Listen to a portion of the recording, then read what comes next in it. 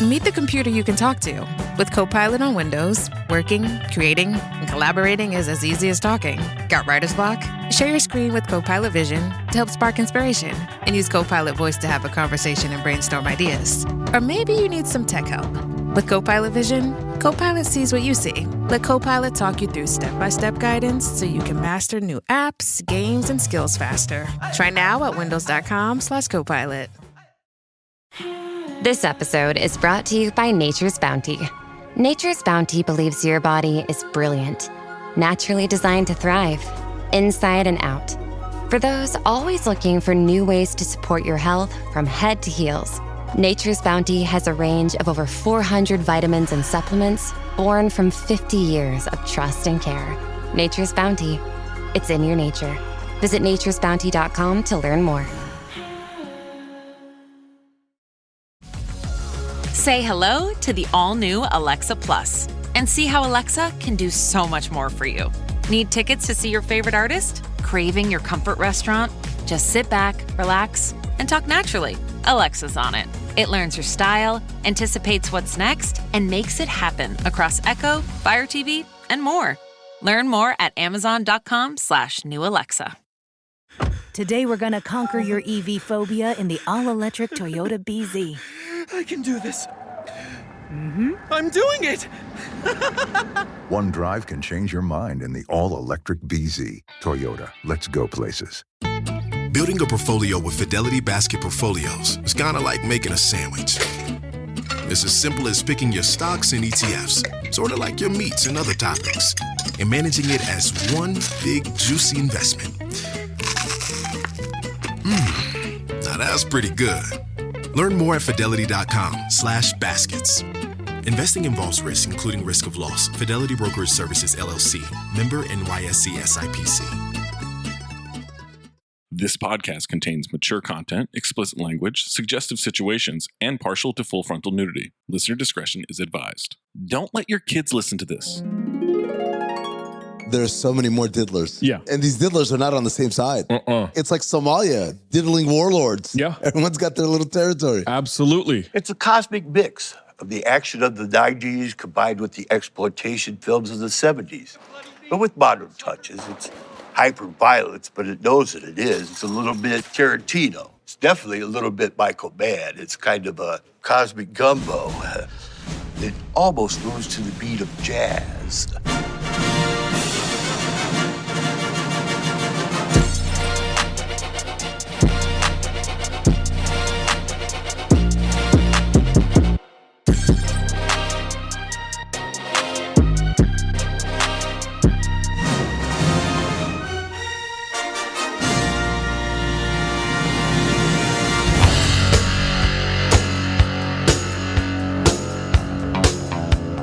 People are genetically inferior, or they're culturally crippled, or they're socially deprived. How come God couldn't make everyone one color, like tan? I wish I'd fucked a black broad before I got married. I could really feel 400 years of oppression and anger in every pelvic thrust.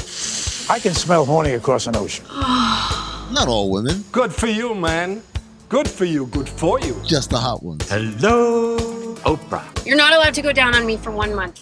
No, Judith, Don't please. make me take away your masturbation privileges. Yeah, I'm horny too, baby. Hey, Chowman, come on down here. Will you want to exercise my dominance? Scaring. I'm getting a patriarchal urge.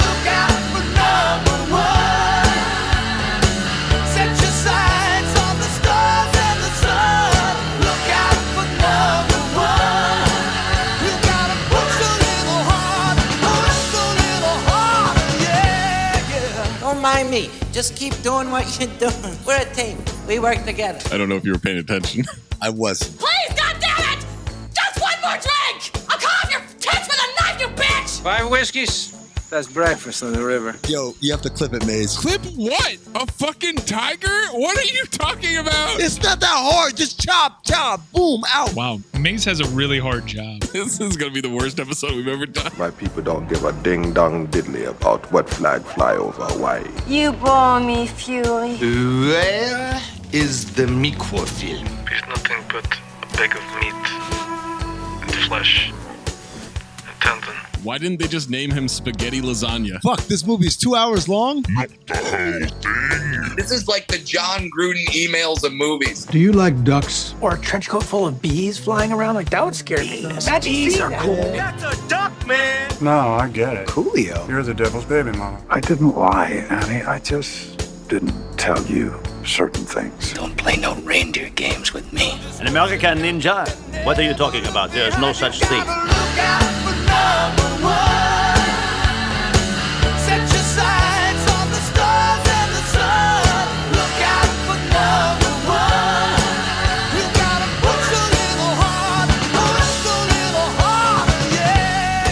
You've gotten rich off of the people in this town. You bet your ass I have. And I'm going to get richer. Coughlin's Law. Go into incredibly descriptive details of the story so we all know. Oh, man. I wish I had better notes. Have you ever heard such a pile of shite? Once I get a DVD player, I'm going to watch Gallo Walkers once a day. Come here and give me a squudge. You know what to do from here, Internet. All right, cool. Let me Google how to open QuickTime. Justice is blind. He's got space dementia. But it can be heard. Time to find out exactly what this ooze can do. Pull a fucking rabbit out of your dick and phobe. I'm Temecula's newest hard-on, dog. Hey, look at here. Why don't we eat us a few thousand beers? You can tell me what's buzzing in the big bad city. Coming on, yeah! Look out for number one. Set your sights on the stars and the sun. Look out for number one. You gotta push a little harder, push a little harder. Yeah. Enough! It's not funny anymore. Fuck you, fuck you, fuck you. You're cool. And fuck you, I'm out.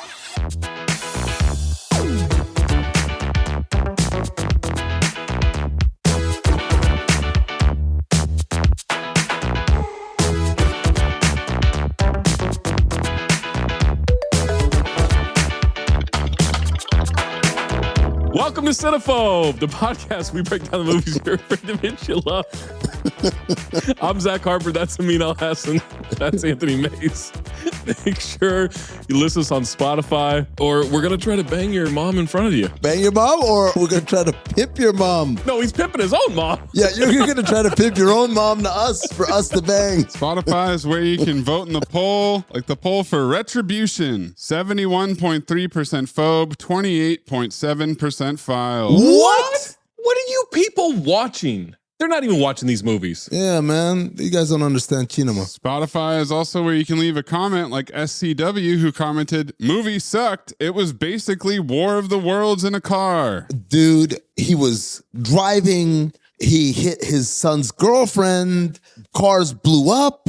There's so much that happened. Christy Newberry commented, "Why did everyone react more to the news of impending divorce than the exploding car they were currently sitting in?" Come on, man. This is great writing. The car is just in the moment. Pending divorce. Yeah. That's long term. That's 2 Christmases. That's 2 Thanksgivings. Well, one of them was actually going to happen. Well, the divorce still happened. We don't know where Anders was going to take this thing. You're right. We don't know. Retribution 2. Ooh. The reconciliation file. Anders still alive? I think he still gets served divorce papers. Yeah. Oh, for sure. That's what I said. After all that. It doesn't undo his negligent parenting and husbandry. What negligence? Oh, husbandry, yes. I don't know, man. Those kids are pretty old enough. They can handle themselves. That's what somebody else said in this movie. Lance Rudolph commented, "I didn't have a bomb under my car. I'm going to pull the vet card again. There is either a pressure plate bomb or a remote detonated bomb. You can't have both. Maybe this guy is more advanced than the Taliban." I'm sorry. Are you on the dark web ordering these things? No offense to you. Thank you for your service. And they install it, some of them. Yeah. Yeah. If you pay enough. Mm-hmm. You get like the platinum package. Yeah, you got to get Car Bomb Plus. You also get a free t-shirt with that. Mm-hmm. But you have to be a new customer. You can't be a returning customer. Well, here's the thing, Zach. If you sign up with a different email address, then you can kind of work the system. Yeah, that's a good point. They don't vet it, yeah. Mm-hmm. Also, they do give you a free trial. Just remember to cancel it. You have to cancel. Oh, boy.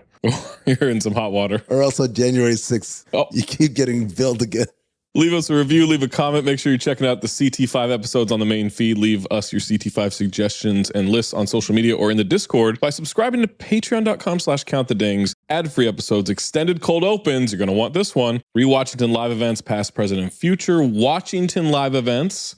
of bar rescue episodes for the Here's the Science, a bar rescue podcast in which we watch episodes together every Monday at noon Pacific, 3 Eastern. And then we record an episode right after and we put that out the next day. So check that out. You get episodes early here on Cinephobe. You get access and discounts on live show tickets and all of the extra content across the Count the Dings network. You have a submission, submit it. Reminder needs to be 40% or lower on the Rotten Tomatoes audience or critic score. We did episode 250. Then we did a whole bunch of censoring, and then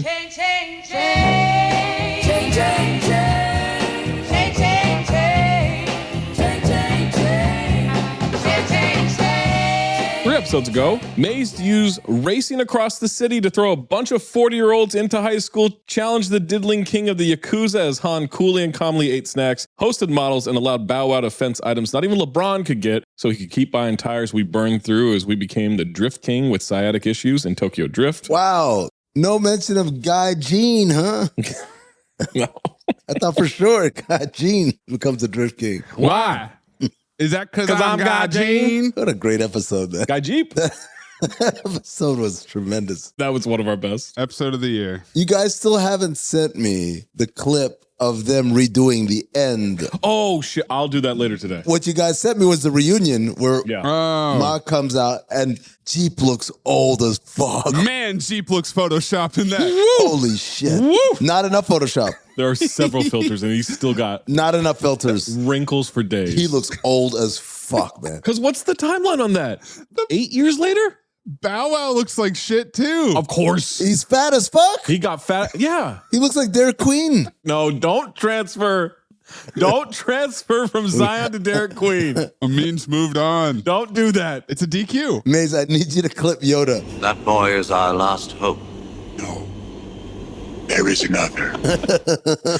Amin used white guy in Asia, so our name could be one of 3 to come up in a supercomputer the size of an airplane hangar. And then we'd take a trip back to PTSD Kong as we could get distraction help from Cyclo Girl whores as we free POWs with no ass. And we answer every question with, in Rambo First Blood Part 2, then I used physical specimens sneaking around so we could battle hypoglycemia as we stalked a poor girl working an unbelievable job at a kiosk in the mall, got drunk for the first time, got some back fat twos, and set a personal record for falling down fatly just so our grandmother daughter could tell us how great she is as we relive the glory days of the Oakley store with Paul Blart Mall Cop. Now Maze is using Amin drinking gin out of a can to bring us the 1992 teen comedy, teen drama, comedy, drama, family, sport, The Mighty Ducks. Sports, comedy, drama. And sure, that could be my daisy chain. I thought it was. What I have is getting hammered drunk. Wow. I specifically remember you saying that. There's a lot of options. You could also do mall antics. Malls. Yeah. Goalies. How old is this kid? Falling down. The Mighty Ducks stars Emilio Estevez, Joss Auckland, and Lane Smith. 6th time for Emilio on Cinephobe. He has Loaded Weapon 1, D2 Mighty Ducks, Judgment Night, Men at Work, and Maximum Overdrive as previous offenses. He had Young Guns 2 and Men at Work in 1990, this movie and Free Jack in 1992, and then Loaded Weapon 1, Another Stakeout, and Judgment Night in 93. Emilio stars as Hendrix Gordon Bombay. I'm sure it's just a coincidence. Seagrams. I believe Hans called him Hendrix Beefeater as well. I don't know. I think Hans is more of the beefeater. Well, look, you got to work your way up to you taking turns.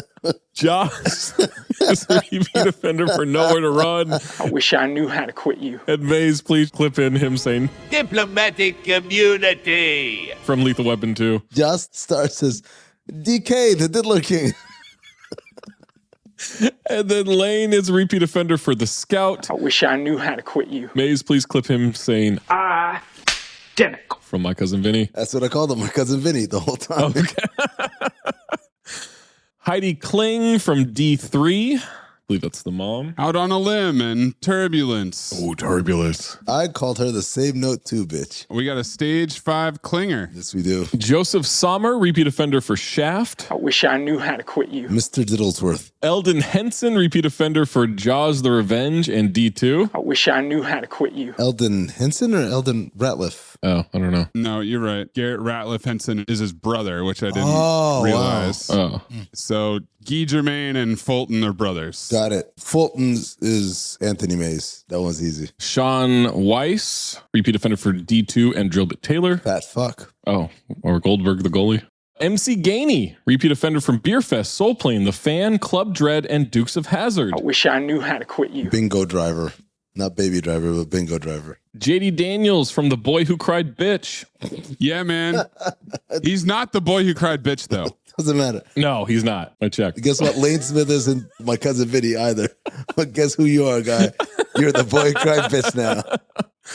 Marguerite Moreau, repeat offender for D2 and Wet Hot American Summer. I wish I knew how to quit you. They kept the last name. The character has the same last name as her. Mm-hmm. Why? Lazy writing. Jesse Smollett from 84 episodes of Empire. Juicy. So there was a Netflix doc that came out in August where he is still claiming to be innocent. You have to stay on that lie. At this point, he's pot committed. What lie? And then Joshua Jackson, Matt Doherty, Brandon Quinton Adams, Garrett Ratliff Henson, Vincent LaRusso, Michael Ooms, and Casey Garvin, all repeat offenders from D2. And Brock Pierce is young Gordon Bombay. I wish I knew how to quit you. Yeah, I got Josh Jackson as Charlie the Pimp, and I've got Brandon Adams as Maze. I'm going to need you to clip several times in this episode. Christian Bale from Shaft. Yo, yo, yo. Every time that kid talks. Yo. Excuse me, sir. Yo! What's up, man? They don't serve no malt liquor here. No malt liquor, all right? No. Aye? Aye? Joshua Jackson, did you guys know that he's third billed in Karate Kid Legends? Yeah. For some reason. Yes. Because he's one of the main characters. Have you watched it? I didn't see him in any trailer, so I was surprised to see Oh, that. yeah. He's the dad of the love interest, and he's like he trains a him. mentor to this kid, and this kid's a mentor to him, and all this shit. Yeah. That's who the Chinese kid trains him, even though he's a boxer. Because he was so stiff and just about power, and he taught him how to move like water. Aaron Schwartz plays Carp. He was in Heavyweights with Sean Weiss. I bet he was. Danny Tamborelli is from Pete and Pete. He plays Tommy Duncan. We've got Malik Beasley's grandfather, Yes. John Beasley. Yes. As Jesse and Terry's father. He's from Rudy, Little Big League, Walking Tall, and 89 episodes of Everwood. A little old to be their father, no? Yeah, he's like 65. And Jacqueline Kim, repeat offender from Disclosure and Volcano. I wish I knew how to quit you. Mighty Ducks was directed by Stephen Herrick. He's directed Critters, Don't Tell Mom the Babysitter's Dead, Bill and Ted's Excellent Adventure, Mr. Holland's Opus, and Holy Man. Future Cinephobe. This was written by Stephen Brill, who's also in the movie. He's the opposing counsel. He's written Ready to Rumble, Walk of Shame, Little Nicky, and is a repeat offender for character credits on D2. Fuck that guy. And he wrote Heavyweights. And he wrote Drillbit Taylor and Movie 43. All right, you're back. Synopsis for the Mighty Ducks. A self-centered Minnesota lawyer is sentenced to community service coaching a ragtag youth hockey team. Accurate. I think it goes a little bit beyond self-centered. Yeah, that's a narcissist. More than narcissism. A drunk narcissist. I'm going to say disbarred. Huh. What's that like, Zach? A drunk narcissist? Who's someone? That's the guy in the middle. That's on. I mean, is looking over his shoulder. It's a triangle. Oh. We're all in the middle. Reach out. Why are the balls on my forehead? Oh, I'm upside down. Oh, yeah. Tagline, he's never coached. They've never won. Together, they'll learn everything about winning. Kind of lost me at the last line, but the first two are spot on. Alternate tagline, they can't skate. They can't win. They can't be serious. This is Zach's synopsis. Once again, the last line kind of fucked it up. No, it's like, you can't be serious. These guys are going to win? Yeah. Yeah. Comedy. Yeah. $10 million estimated budget on this one, grossed $50.7 million US and worldwide. Hit. Yeah, it spawned a franchise. Plus, I'm sure the VHS sales went through the fucking roof. Don't forget the merch, or that was more D2. That was more D2, but I'm sure they sold some in this one. Yeah. Before we jump to this movie, you listen to the rest of this podcast. The Mighty Ducks is available on Disney Plus. And it's always available. It's not one of those, it's not there anymore. So Going to be there forever, yeah. Mighty Ducks receives 27% on 30 critic reviews on Rotten Tomatoes, 65% from the audience on over 250,000 ratings. Amin, project the positive or the negative reviews. I'm a purse half full of dog shit, Zach. Give me the positives. Could he not smell? No, we'll get to it. Hey, John, that's weird. That glass looks half full to me.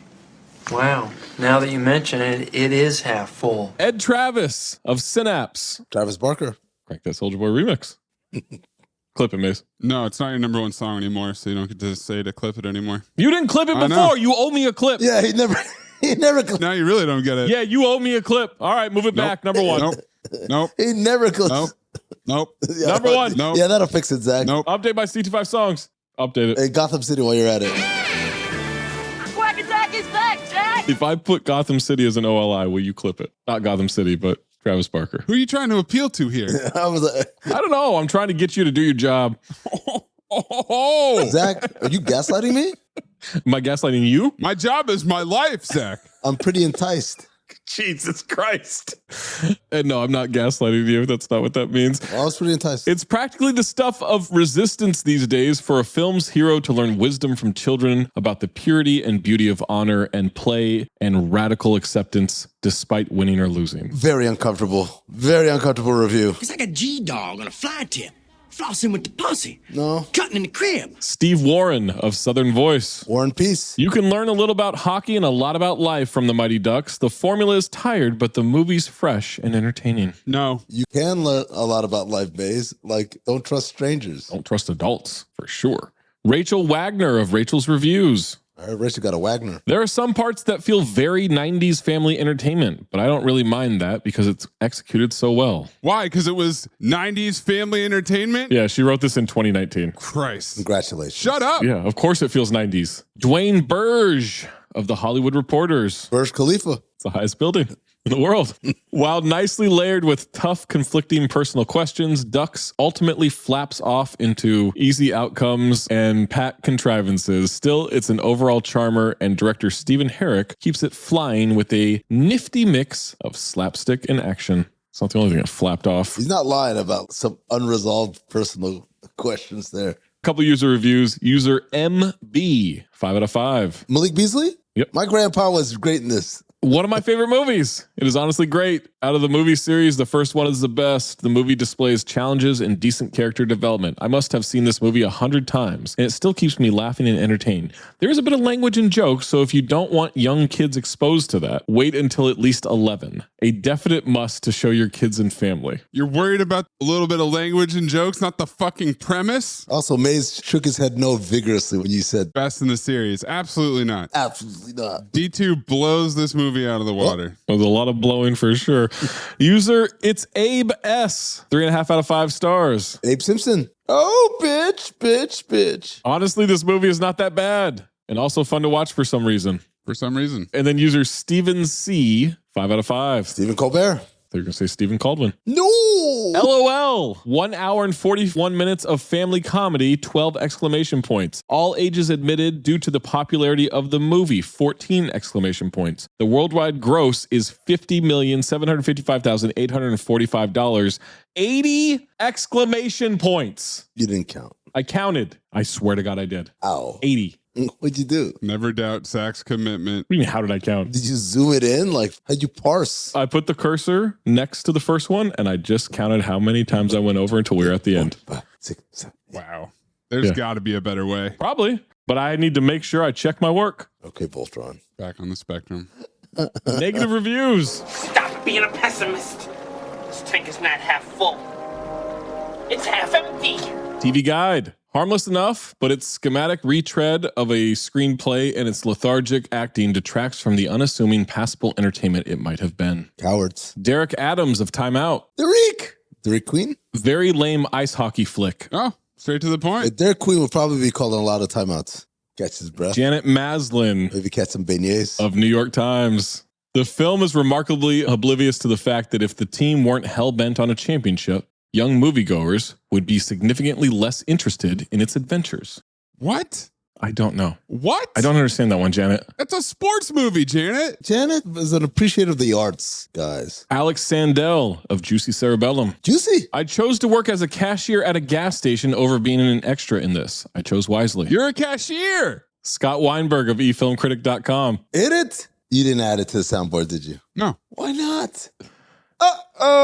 Kids Play Hockey, Part 1. Oh, yes. Yeah, that's right.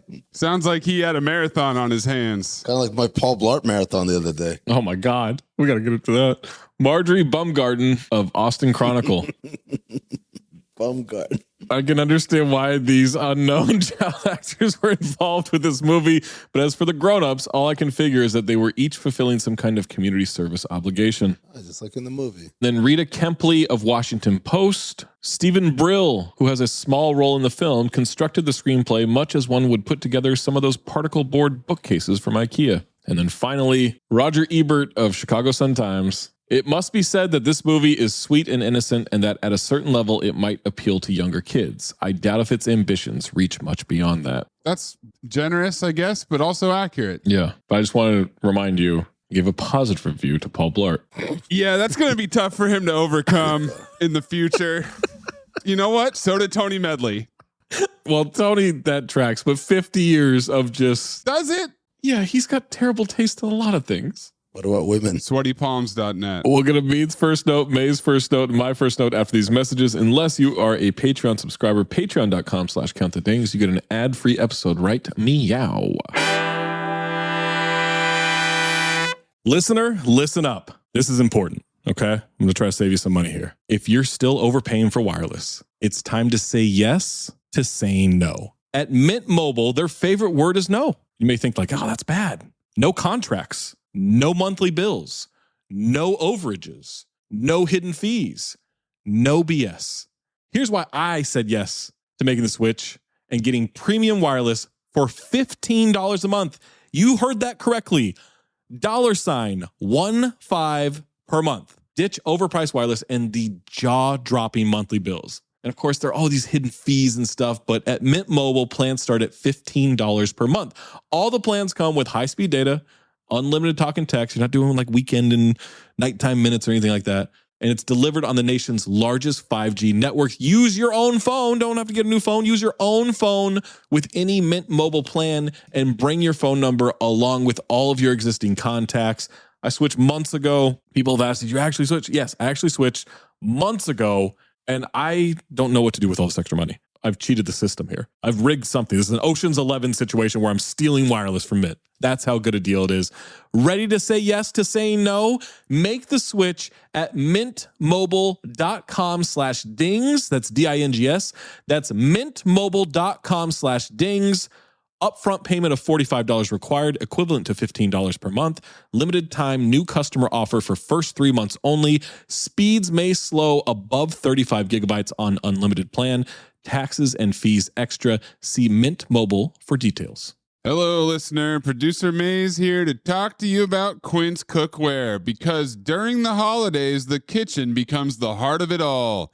Slow cooking, comfort food, family meals. And that's when you want cookware that works hard, looks good, and is worthy of gifting. And that's where Quince delivers with quality you can count on and prices that make holiday gift giving easy. Anything you could think of, they've got you covered. Stainless steel and ceramic nonstick pots and pans, cast iron Dutch oven, sharp chef's knives. Maybe you get that for your uncle, maybe you get that for yourself, little kitchen upgrade while you're busy getting stuff for everybody else. And when it's time to host, Quince's glassware, silverware, and linen napkins bring warmth and style to the table. And when you look at these prices, you might think, how is Quince doing this? How do they deliver high quality items similar to high-end brands that are half the price? Well, let me tell you, they partner directly with ethical top-tier factories to cut out the middlemen and pass the savings on to you. If you know me, you know I abstain from the traditional turkey dinner on Thanksgiving. I like to roast some beef. My go-to lately has been a whole picanha, that's a petite sirloin. For the uninitiated, do a little reverse sear and then finish it off in my stainless steel Quince saucepan.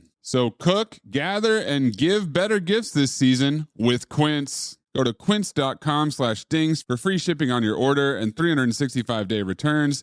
Now available in Canada too. That's QUINCE.com/dings, DINGS, to get free shipping and 365-day returns. Quince.com/dings. Oh, Hilton stay, your beds are soft and cozy.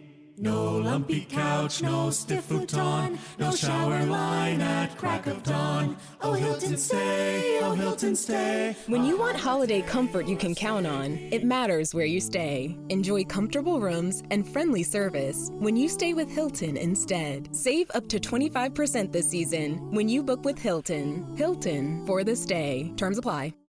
With new, gentler scented Clorox disinfecting wipes, clean finally smells as good as it feels. On everything from lamps to ceiling fans. Even on your kid's toy shark. Oh, ouch. Clorox disinfecting wipes. Now available in crisp lemon. Find it on Amazon. Clorox. Clean feels good. Amin, what is your first note? Right, I saw this in the opening credits. You know how they say, hey, this is a Walt Disney Pictures, da-da-da-da-da. Touchwood Pictures. Oh, no. I said ope immediately. The opes began before the movie did. Maze, what is your first note? If memory serves, he's drunk driving within 10 minutes of the start of the movie, but I really wish that that part was expanded out more. Oh, yeah. Because it's not enough to establish how shitty of a lawyer and a person he is. I needed more of that. But it's also a kid's movie. I know it is. But yeah, you're right. That would have made it. And we'll talk about it in the trivia. Yep. But I really wish that there was more of Gordon Bombay, shithead lawyer. My first note, I'll never forget the realization from Amin during D2 that Gordon Bombay was a drunk and was forced to coach these kids. It changes the entire experience. Here's what I realized from this movie. He rides around in limos because he doesn't have a license. Yeah, got taken away. Mm-hmm. He can't drive. Oh, man. When you were telling the story last night, you had so much detail. The detail was so rich. It was rich detail. Go into incredibly descriptive details of the story so we all know. Oh, yes. Now it's time for the scenes. Here's what happened. Bow. We open with Coach Riley telling a child version of Gordon, it's all up to him. Zach, I'd hate to be a stickler. We actually open to voiceover play-by-play position. Oh, yes. About the Minnesota Pee Wee State Championships. Yeah, of a youth hockey game. Well, you know, it's pretty big in Minnesota. Yeah, as someone who lived in Minnesota. TV, no. Radio, yes. I could see that. Pee Wee radio announcer. How much do you think that job pays? $4? It is the 90s. For the season? Intercepted by Gordon Bombay. Oh, he's pulled down from behind. And no, we got a penalty shot. Why is Hans on the court? Zach, do you know the youth hockey levels, what they're called? I'm not doing this with you. I asked the question, do you know? Is it yes or no? I have an idea. I know one, because I always think about, when I watch Mighty Ducks movies, Jade saying that he scored 103 goals at the squirt level. Jade did? Jade Hoy, Connecticut youth hockey legend, scored 103 goals at the squirt level. So the squirt level is a level of youth hockey. We know squirt. We know Pee Wee. Oh, boy. Mini Mite is 5 to 6. Mite is 7 to 8. Squirt, ages 9 to 10. Pee Wee, what we're talking about here, is 11 to 12, even though Gordon Bombay apparently was 10 years old. So he was playing up. Yeah. Then there's Bantam, 13 to 14. And then there's there's what? What's the last one? What is it? Bridget levels, 15 to 18. They got a league called Bridget? Yeah. Like a small bridge? Like a Bridgette?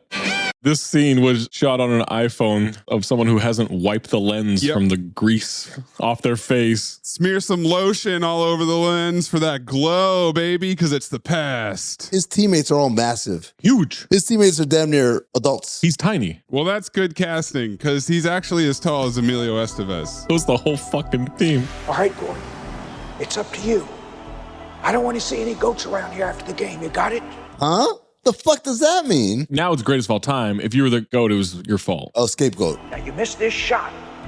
You're not just letting me down, you're letting your whole team down, too. Coach of the year. He's a great coach. The resume speaks for itself, guys. Look at the banners. Fucking Bud Kilmer of Pee Wee hockey. Although I do have some questions about why he never moved up. Man, he loves the kids. A lot of people do in this movie. Zach was like, well. I think think I got the answers for you. We're fading in and out dramatically. We're still rolling credits. Lil Gordon skates out to center ice for the penalty. The 1973 Minnesota Pee Wee State Championship rests on the little shoulders. Yeah. The little shoulders of Gordon Bombay. I said, why are you commenting on how big his shoulders are, man?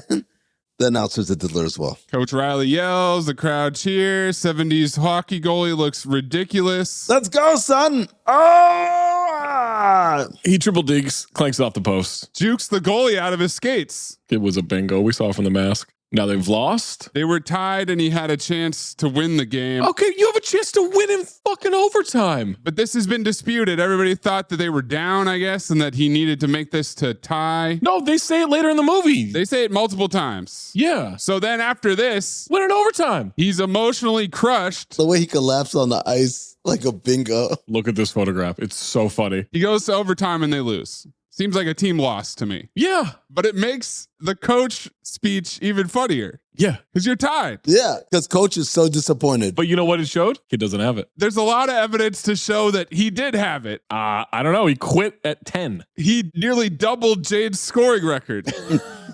A legend. I don't think Jade's a liar. I've never seen Jade skate. Yeah, well, he's a grown man now. Zach, I've never seen Jade with hair either, but apparently he used to have No, we've seen a pic. I've seen a pic. I think it was Photoshop, but I saw Apparently, a lot of people walk away from youth hockey and never touch skates or a stick again. It's not for everybody. Cut to a courtroom. Emilio is talking to someone on the stand. All my client did was attempt to give you what you wanted. He's locking in ass on is what he's doing. Is that right? This man put his neck on the line for your greed. The writer of the movie objects. Judge wants to see both at the bench. Emilio does a power move, walks over to his client instead. Whispers, I don't have anything to tell you. I just want to make them wait. So nod like I'm saying something important. This drives them nuts, and I love it. They kind of flirt a little bit. Oh, you? It was fucking weird. Judge calls him over. Nice of you to join us. Gordon mocks the opposing counsel for wearing the same tie 2 days in a row. Then busts out some legal jargon on the judge. Please restrict yourself to a relevant cross-examination. Your Honor, the applicability of societal intent vis-a-vis individual action is well established. I'm citing Minneapolis v. Higgins, in which the appellate court overruled a judge who disallowed similar testimony. Now, if I'm not mistaken, that was you. Wasn't it, Judge Weathers? I stand corrected, Counselor. Objection overruled. Ass off for the judge's reaction when... Ass off, you said. Yes, for the judge. Did he just try to blackmail a judge? Yeah, he didn't try. He successfully did. Mm-hmm. And he intimidated him. He shamed him into overruling the objection. Because he's a good lawyer. That's how good he is. Cut to him and counsel walking out of the courtroom. He doesn't mind losing. He just wants to lose fairly. And Gordon says, gotta go for the W every time. Guys, he likes to win. The public defender is also terrible at his job. Somewhere in the background, you can see Jamie Foxx from Law Abiding Citizen taking notes. Bombay doesn't care if his clients are pieces of shit. His job is to win, baby. Next time, do your job, Frankie boy. Good point. Cut to him talking to his assistant with some walk and talk. 30-0. What about the Frazier case? Doesn't count because no one remembers Muhammad Ali lost that first one. Also, because apparently he banged the court reporter. The one you said had the intelligent body. That's the one. This is a children's movie. He wants a call on the duck phone. Wants some kudos. Someone dropped off ringside seats for the North Stars game. Hockey? Forget it. Closed caption said ringside. Sure did. Look at the boxing match. Jane brings research for the Pearlstein project, but he wants to revel in his victory. Today I'm 30-0, 30-1. Type, Genie. Oh. Don't speak. And I said, 20 CB. Oof. It was appropriate. And that's when Ducksworth calls him into his office. Thank you very much, Mr. Ducksworth. It was nothing, Mr. Ducksworth. Quack, quack, quack, quack, quack, Mr. Ducksworth. Ducksworth says, another fine job. Just one thing. Score. Don't spike. Ducksworth is a diddler. Of course. Gordon doesn't get it. This is a business. It isn't a game. Next time, a little restraint might be in order. It is a Cobra formula, however. Smash cut to his Corvette burning rubber with a CT5 license plate. Just win. On snow-covered streets, why are you peeling out? Because he's shit-faced, Zach. Swerving. Because he's drinking a green bottle of beer with no label, blasting tunes. Oh, yeah. Right in front of a cop. Not just one green bottle, because he finishes it, tosses it to the back, and then grabs another. He's going to town. This is the dumbest drunk driving ever filmed. Yeah. He gets pulled over. This is not good. I said, no shit, Sherlock. Yeah, of course. He's a lawyer. He's figured out he's in a bad situation. So Zach, clearly, he's going to talk his way out of this, right? Well, with some legal jargon, maybe some niceties. He's apparently too drunk to turn down the music as he rolls the window down. That should blast it. We're not gonna take it. I guess it was a little noisy. A whittle? I did not remember that he got busted for saying whittle. I didn't remember this at all. That's what tipped off this cop that he's shit-faced, not the reeking fumes of empty beer bottles and his breath. And the clinking of empty bottles in the clinking. Yeah, they're still rattling there. Also, Whittle tipped me off that this guy has been molested. Of course. He immediately reverted. They revert back to childhood. I'm a Whittle noisy. I hated that. Okay, I'm taking you down to precinct. Breath, blood, or urine? No thanks, I'm full. Banter. TGT? Tough Gordon talk? Actually like that golden dumpster. He's immediately in court. Frank is gleefully reading the charges against him. He looks disheveled like he came straight from jail to court. Well, he's being arraigned. Driving under the influence, open container, and reckless endangerment. The judge is delighted as well. He's got 12 moving violations in 3 years. How do you still have a license? Same note too, Judge. But here's the thing. You're such an amazing attorney. You're such an amazing lawyer. When the judge says, and to think I almost stayed home this morning, giddy, you can use that to be like, this judge is biased and I need either a mistrial or I need a new judge. You can get all of this taken into consideration. Zach, he could have if he hadn't said, let's talk business to a fucking judge. You know what? I take it back. Jesus Christ. He's going to get his license suspended and have to pay fines. The DA isn't going for a plea bargain. Got to go for the W callback. Got his ass. Remember when he said that 2 minutes ago? Cut to Ducksworth in Gordon's office late at night. What are you doing here? I own the place. How about you? Bars. Says he was going over some RICO statutes, and Duckworth said he thought he might be going over his own defense for DUI and reckless endangerment. Didn't think I would find out, Gordon. 20 CV. Yeah. You could just get a DUI and your work wouldn't know at all. Oh, yeah. Gordon says they have no case. Excuse me? I think they have a whittle case. A whittle bit. Yeah, they got a whittle case here. Frank Huddy just wants my scalp. I found a loophole. A loophole? I'm going to plead not guilty. What are you talking about, Gordon? He's drunk. So many times this movie, I was like, this guy's shit-faced. Ducksworth cuts him off. Not going to be a loophole. Not going to be a trial. Not going to drag this firm's good name through the mud. Judge agreed to suspend the disposition of his case with probation, license suspension, and 500 hours of community service. I just realized perhaps the most 20 CB thing about this movie. At no point do they say, also, you're not allowed to consume alcohol anymore. No, go ahead and drink. Yeah. You just don't get to drive anymore. Let that be a lesson to you. Along with the leave of absence from the firm. He can't do that. A leave of absence? He can't stop me from working. He's not. I am. Film noir. That was my condition. You need a break. Gordon's too wrapped up in his work. But, sir, my work is my life. That's just my point.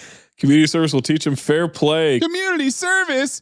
This is horrible. Ass on. Cut to MC Gainey being his driver now. He gets his whole salary and gets a driver who drives him in a limo. Crazy. Folks, what kind of punishment is this? Sean Astin, I mean. This is the best DUI ever. Well, to be fair, I'd rather go to jail than deal with these fucking kids. MC Gainey is Teddy Rexing his ass off. You know, in the early 70s, I drove the tour bus for the Grand Funk Railroad. Man, that was the life.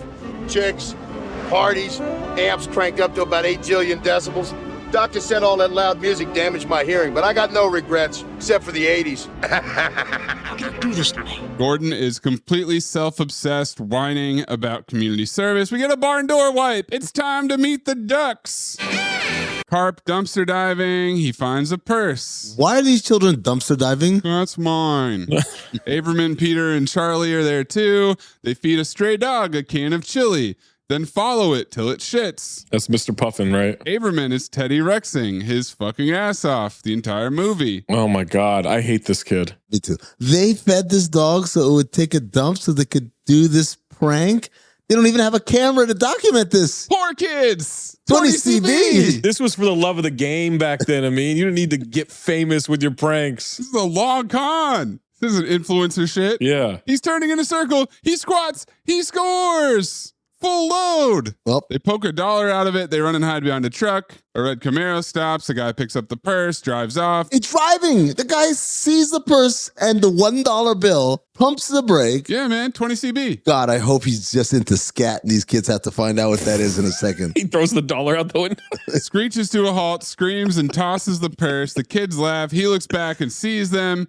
Zoom in on Peter. They panic. And then fast motion, Benny Hill. Wacky hijinks and fast forward. Benny Hill's him too. Would you chase kids for running that shit on you? Fuck no. I'd hit him with my car. Hop a fence, run through a tube, hopping across a construction site, and the guy keeps falling. He lands nuts first on a plank. Comedy. Slowly falls off into muddy snow. Please clip in the Home Alone ripoff music that they played during this.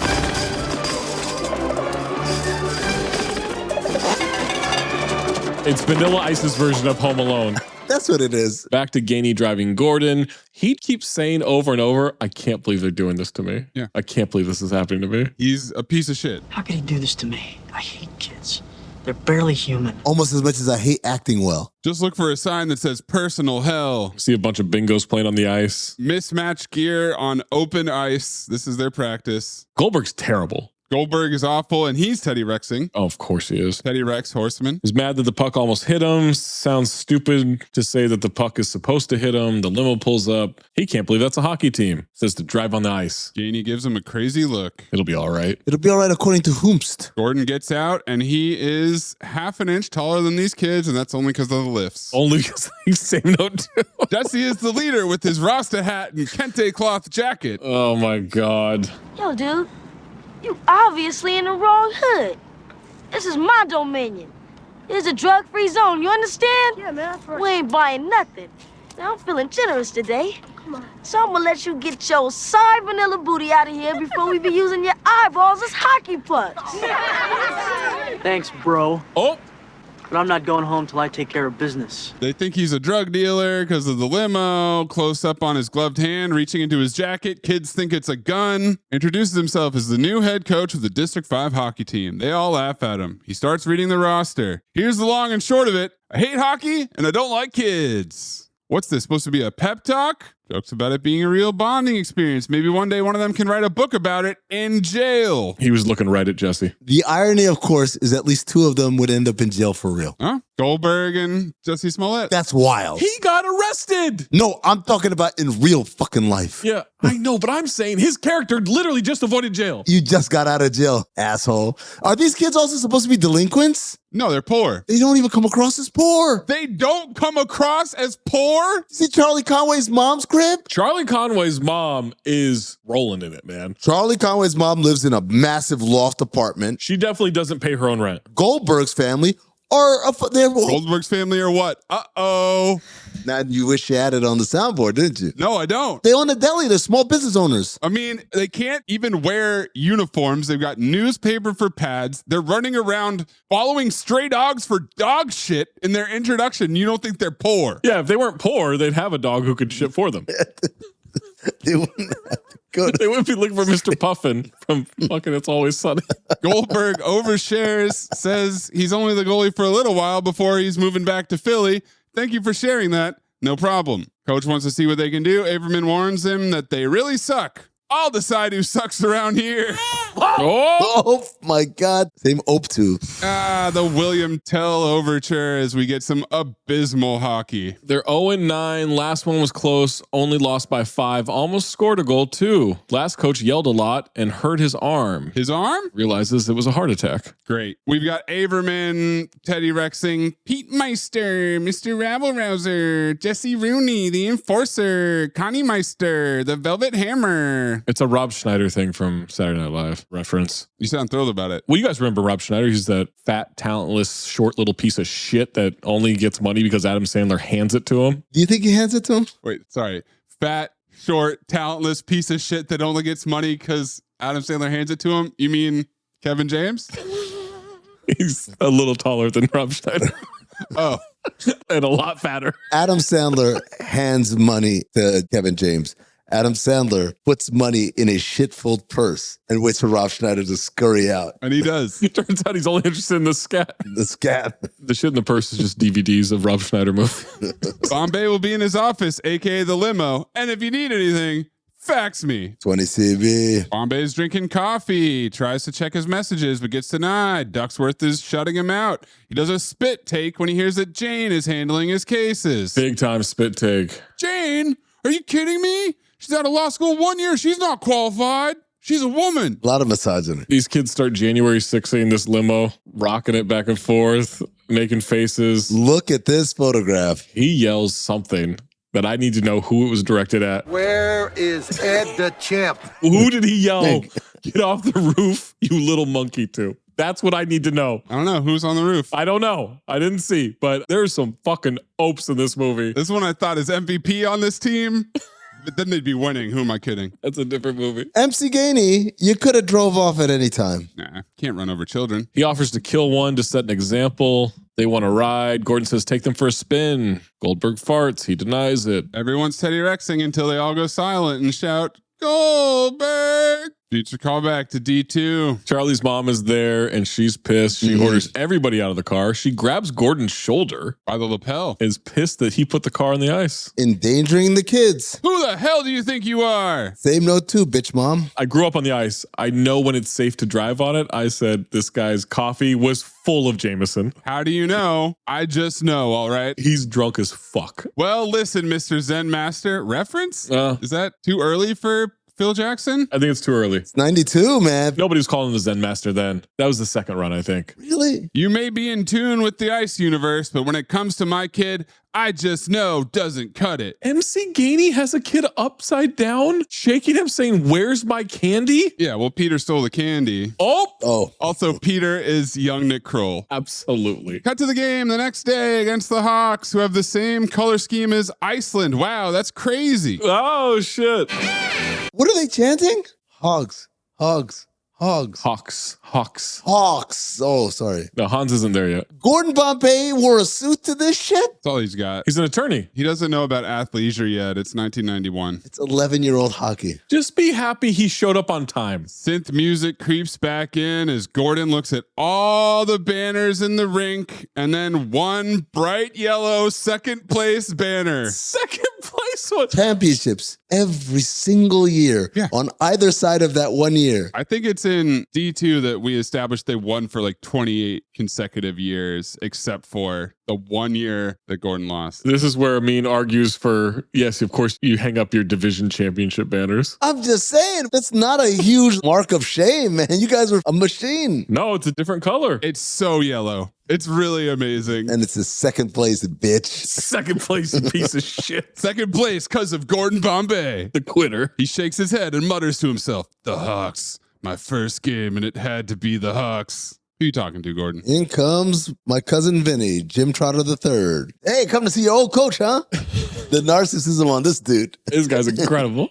Bombay reluctantly admits he's coaching District 5 for community service. Asks about Riley's new hotshot player. Cut to Banks skating. Banks might go all the way. Not quite as good as Gordon, but he wants it more. Kid doesn't give up. And he looks up at the yellow banner, wishes they would take it down. Good luck. You're going to need it. Flashback at the beginning of the movie. But we add a line of Dead Dad's position. I wish your dad could be here to see this. Gordon tries to get the team to chant win over and over because the Hawks just did it. These bingos are confused. They don't do it. Real Hitler Youth vibes from the Hawks. Yeah. Also, we see young Mayes sitting in the crowd. Dressed like Taxi Driver. Yeah. What's going on? Why did they give me a camo bandana in this movie? Some kid on the Hawks says something racist as fuck. Oh, yeah. He calls it the Oreo line because there's two black kids on the outside and a white kid in the middle. Oh, I missed this line. They say it like 5 times. They take it back later in the movie. And then they take the power back. Yeah. Malik Beasley's grandpa is there. Goldberg has newspapers duct taped shittily to his shins. Averman is doing Little League baseball chatter. Gordon's popping pills? He's chewing quote unquote aspirin raw. No, he's not. He's chewing them all game. He's got an opioid addiction. It's hockey. There's no batter, idiot. So Averman switches to goalie. Hey, goalie. We've got every wrong type of helmet. Wrestling helmets, bike helmets, football helmets. They're poor. Amin didn't get this part, so we have to emphasize it. The Hawks score immediately. Every duck instantly falls down. If you count all the ducks, they beat Paul Blart's record. Absolutely. The Oreo line now takes the venom out of my joke because I said Hawks score. Venom. Kid knocks off the black kid's helmet and says the N-word, which would have been really funny, except for the fact that they pretty much already basically did it. So the Disney version. Yeah, that's the Disney version of the N-word. The Hawks have an army of white parents and siblings in colorful 20 CB windbreakers. Yeah, man. That's some good-ass windbreakers. I don't like a windbreaker. Dedicated fan base. They're allowed to. I love this. They score right away. Coach Riley tells his player it was a sloppy pass. Mm-hmm. It was off the face-off. All he did was pass it to Banks. Sloppily. The guy's a good coach. No plays off. Riley wants to run it up. They keep scoring uncontested. With the way it's going, after 6 minutes, it's 5-0. How is it not more? 17-0 is the final score, and that seems low. That's Coach Riley's point. What are we doing? Messing around. I know. That's why I'm saying he's a good coach. Gord Bombay goes off on his team. I said, why do you give a shit how they play? It's community service. You're just there filling hours. Shut up and read a newspaper. Well, because he's a competitor, I mean. He's got the fire in him. It's been reawakened. How lazy can you be? They're killing us out there. He frustratedly gives them advice. He says, get the hell out of here to a bunch of kids. Yeah. What is he, me? Coach Riley, meanwhile, says, against this team, we should be up by twice as many. Remember, it's not worth winning if you can't win. That's good-ass coaching, man. Yeah, it's great coaching. Bombay's mouthing along because he can't help but remember when he was a Hawk. He's indoctrinated. Why don't you guys stay hungry out there? Charlie gets a breakaway. Carp tells coach, it's Spazway. He'll screw up. He falls on his own, gets crushed into the boards. By Banks. Gordon says, keep swinging, Charlie. Coach Riley loves it. Fist pumping, popping his collar. Ass off. He pops his collar. That's his celebration. It's so good. And it's always up, but he pops it even higher up to his ears. Re-pops it. More. Nice fan, Charlie. Keep swinging. Maybe you'll give him a cold. TGT? To your own team? Chuck Gordon talk. That doesn't make sense. Riley tells the team to run it up. Gordon is chewing aspirin. Goldberg moves away from the goal. It's not aspirin. If your hand is shaking because you need another hit, it's coming out of an aspirin bottle. I mean, what else could it be? You got to save it in something. It's got to be contained in something. Final 17-0. Hawks celebrating. Riley says, knock it off. That was a lousy third period. Anybody could beat these pansies. Pansies, 20 CB. But then he starts sucking off Adam Banks. Mm-hmm. But you, good job. New Hawks record. Banks looks like he just woke up. This kid is so ass on. He's worse than the second movie. This kid's on more ketamine than Gordon Bombay. No, that's not possible. Gordon then screams at his team, shut up. You guys stink. Tells Gordon, nice game. I enjoyed it thoroughly. High double thumbs up, pops his collar again and chuckles to himself. Pops a collar. Peter and Averman are doing a stand-up routine. I thought we came here to play hockey.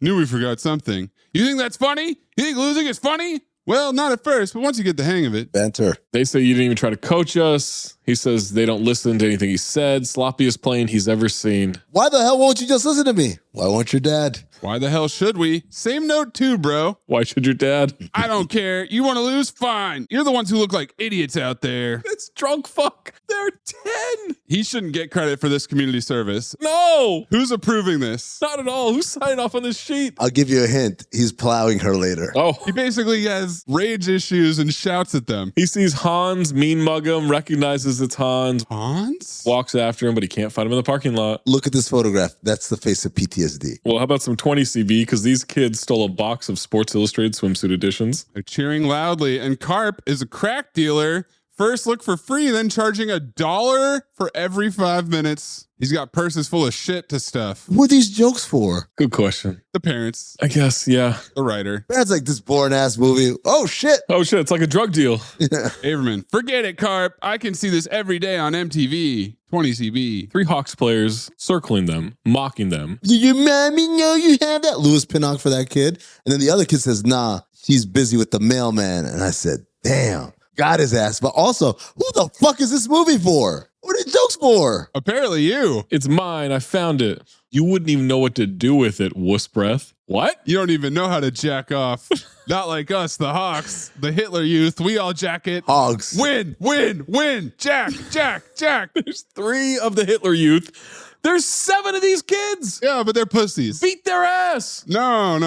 Not pussies, wussies. Oh, wuss breath, sorry. Ah. Carp tries to attack and gets tossed in the trash, and then taxi driver walks up behind them, grabs the Hawks by the collar, tosses all 3 in the trash pile. How strong is this kid? On top of Carp. Yeah. Carp's still down there. He is still there. That's Golden Dumpster. The ducks cheer and cheer. And then he growls. He growls. I don't like the growl. I didn't like it either. They're doing every camera angle possible to make Fulton seem huge. I'll remind you that Eldon Hansen topped out at 5'9".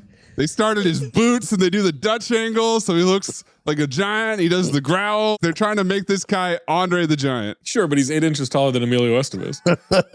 Towers. I also think he's about 4 years older than every other kid in this movie. You don't say. At least. It's a stumble to get away. And he drives a taxi graveyard shift after school. But how fucking strong is this kid? He's strong, man. I don't know what to tell you. He picked him up off the ground all at once. The lore about Fulton is about to go crazy. Like he doesn't want to make 2 trips from the car with the groceries, all of them at once. That's how I do it. So that tracks. You just described something I legitimately do. He's got.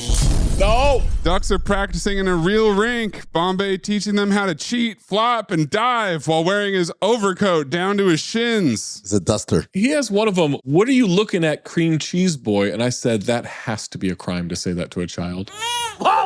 That has to be. Was it Guy, the center of the Oreo line? You got to supercharge that. Take the fall, act hurt, get indignant. Terrible coaching. They're also awful at it. Cut to their next game. Goldberg falls down on purpose, then gives up a goal. And he's arguing like Draymond. Oh my God, yeah. Waving his finger around in a circle. Don't take the fall while they're shooting at you. Oh, well, I guess you didn't explain that very well, did you? Ref tells them to cut the acting class, one more dive, and they forfeit to the Jets. Gordon Bombay with his ass on. What? I'm ass-haunted by that. Charlie has a face-off. Gordon calls him over, says the guy's twice your size. Next time they're in the boards like that, grab your eye like it's cut and hit the ground. It immediately happens next play. Charlie is staring at Bombay. He is getting assaulted. He's getting absolutely destroyed. And he does that stare. You know, you're trying to disassociate from what's happening to you. Yeah. This awful thing. And Gordon Bombay says, that's it, Charlie. That's it, Charlie. Touch boobs. Touch boobs. Charlie kicks the puck out to a teammate. Damn it, Charlie. Gordon's pissed. He's mad the kid didn't flop when they were down 7-0 or whatever it is. The irony of Emilio trying to teach kids how to act. Malik Beasley's grandpa is pissed. Furious. This is what I gave up my overtime pay for? To see my kids taking falls? And I said, you gave up overtime for this shit? They're poor. No, I'm saying, why are you giving up overtime? Because he loves his kids. Or his grandkids. Jesse calls it stupid cake eater tricks. That's the first cake eater of the movie. What does cake eater mean? We'll get to it in the trivia. Okay. Bombay calls out Charlie in front of the team. When I tell you to do something, you do it. You got it. And Charlie refuses to cheat. He storms out. Oh no, cut to him at night walking up to the diddling factory. Hans's sports shop looks like a castle. It is massive. He's built an empire. Massive. Look at the size of this diddling factory. He's got a large network, Zach. He does. And they're all kicking back up to the DK. There's a pretty funny money laundering scam that goes on in this movie that I did not remember. So that's how you keep the doors open of the skate shop. Yep. He's sharpening skates late into the night. Knows Gordon's there without turning around. Gordon? How did you know? Through the back door this time of night? Just like you used to. You'd spend hours watching me do this. Oh! The fuck house. He tests the skate blade for sharpness. Ah! Gordon falls for it. You always fell for that. Monster dick. Oh! Golden dumpster. God, you're morbid, Hans. Well, I'm Scandinavian. Hans didn't say hi because Bombay was too busy screaming at children. I didn't want to spoil the moment. Oh!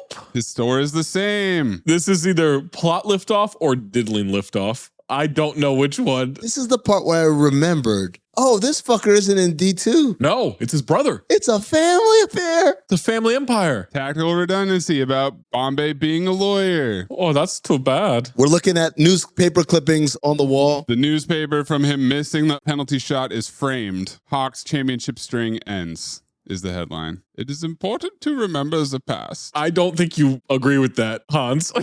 I just as soon forget it. It was the worst year of my life. And I said, Damn, that motherfucker must got diddled like a globetrotter with the basketball. He says, my dad died that year. I said, you got diddled and your dad died? Same year? Han says the two are not related. Felt like they were. Yep, the diddling was completely separate. Hands Gordon a hilarious, look at this Photoshop. Hans is lurking. Hans almost knows the dad's going to die soon. So I'm just sliding in. How does the dad die, Zach? Because they never say it. I'm guessing a sharpened skate to the throat. Maybe he sharpened his skates, yeah. Yeah. And this is when we find out that Gordon scored 198 goals in that season. What? Suck it, Jade Hoy. 198 goals. They only play like 14 games. Yeah, there's like 16 games max. And he missed one shot and he's tripping about that. But here's the thing. Let's say it's 16 games and he scored 198 goals. Here's how good Adam Banks is. He just broke the record. I think that's one game record, but I'm not sure. Right, but still, how many goals did he have in that game? Gordon was doing 15, 16 a game. Or Coach Riley was full of shit. Well, yeah, he is sucking up to this kid. Zach, that's how you do. You build them up. How who does? Every adult in this movie is a diddler. Gains the confidence of a child. Yep. Hans says, it's a shame you quit. You, and Gordon interrupts, could have gone all the way, yeah. No, you really love to play. Played on ponds till after dark. But you really flew on that ice, Gordon. That's all I ever wanted to do. And why did you stop? Riley. I saw what he did to you. Riley is an idiot. The guy wins. It's not about winning, Gordon. It never was. Just show them how to play. Show them how to have fun. Teach them to fly. I mean, that is what they'll remember long after you've gone back to being a doctor. Lawyer.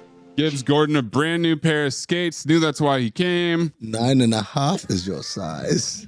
Actually, I'm a 9. Bullshit, by the way. Of course he's not a 9. Emilio's like a 6.5. At most. Wear thick socks. Enjoy them. Can he actually skate? Well, okay. In this shot, they do show him coming towards the camera skating. Yes. Then they cut away to a small teenager going up and down the ice. They didn't even try to hide it. In the dark. Doing not that impressive skate moves. No, he's just kind of squatting as he goes. Stopping short. Going back and forth. Fade to later. He's lying on his back in a snowbank. And we get some sepia tone flashbacks. Teddy Rexing to himself. Shooting on a trash can. Where is his dad from? Oh. I thought you were going to say. No, not. Where is Ed the Champ?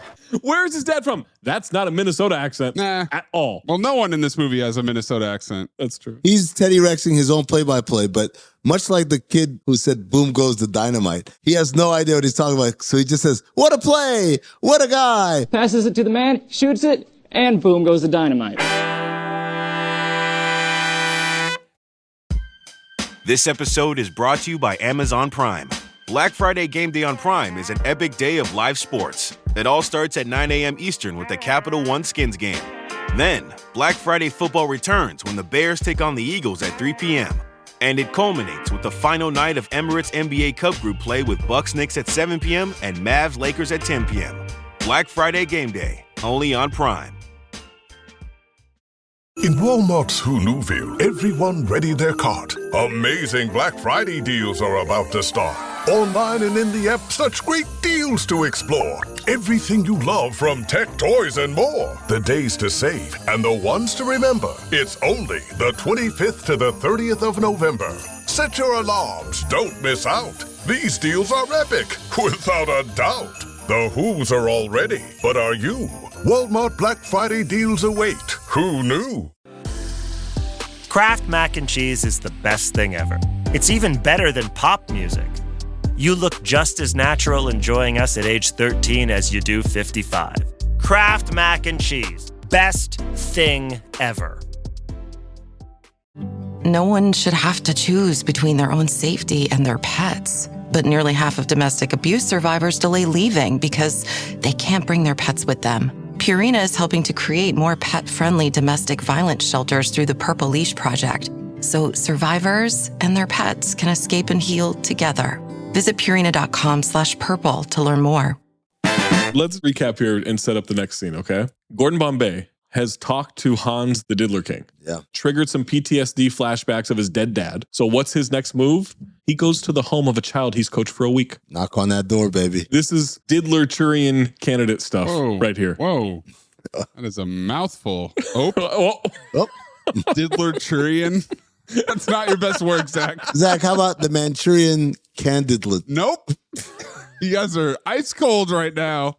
Like Gordon Bombay lying in a snowbank. Goes to Charlie's apartment. The mom is pissed. He tries to apologize. Mom calls out, "Somebody's here to see you." And Charlie comes flying around the corner. His face falls. He definitely thought it was his dad. That's stupid because you're too old to think that dad's still coming back. Why was he so excited then? Why was his dad? She tries to slam the door in his face and he stops it and says, "I've got something to say to you." He's trying the R word. That's a crime. Somebody. That's breaking and entering. Wouldn't be his first. He wants to speak to this kid alone and she lets him? Mm-hmm. Bad parent. That's how they do, Zach. Admits it was wrong to ask them to cheat, was angry and frustrated, says what Charlie did took a lot of guts, admires that. He's really, really struggling to say, "I'm sorry." In fact, he says, "Oh boy, this is difficult, ass on." And that's when Charlie's mom from around the corner says, "You're sorry." When he said, "Boy, this is difficult," he was remembering his lines. This is too much dialogue for me. Well, then he might have been ass off. He might have been ass off in that scene, yeah. Bombay's trying to get Charlie back on the team, but Charlie's got other ideas. "You want to stay for dinner?" He's pimping out his mom. Charlie. Bombay stammers that he can't.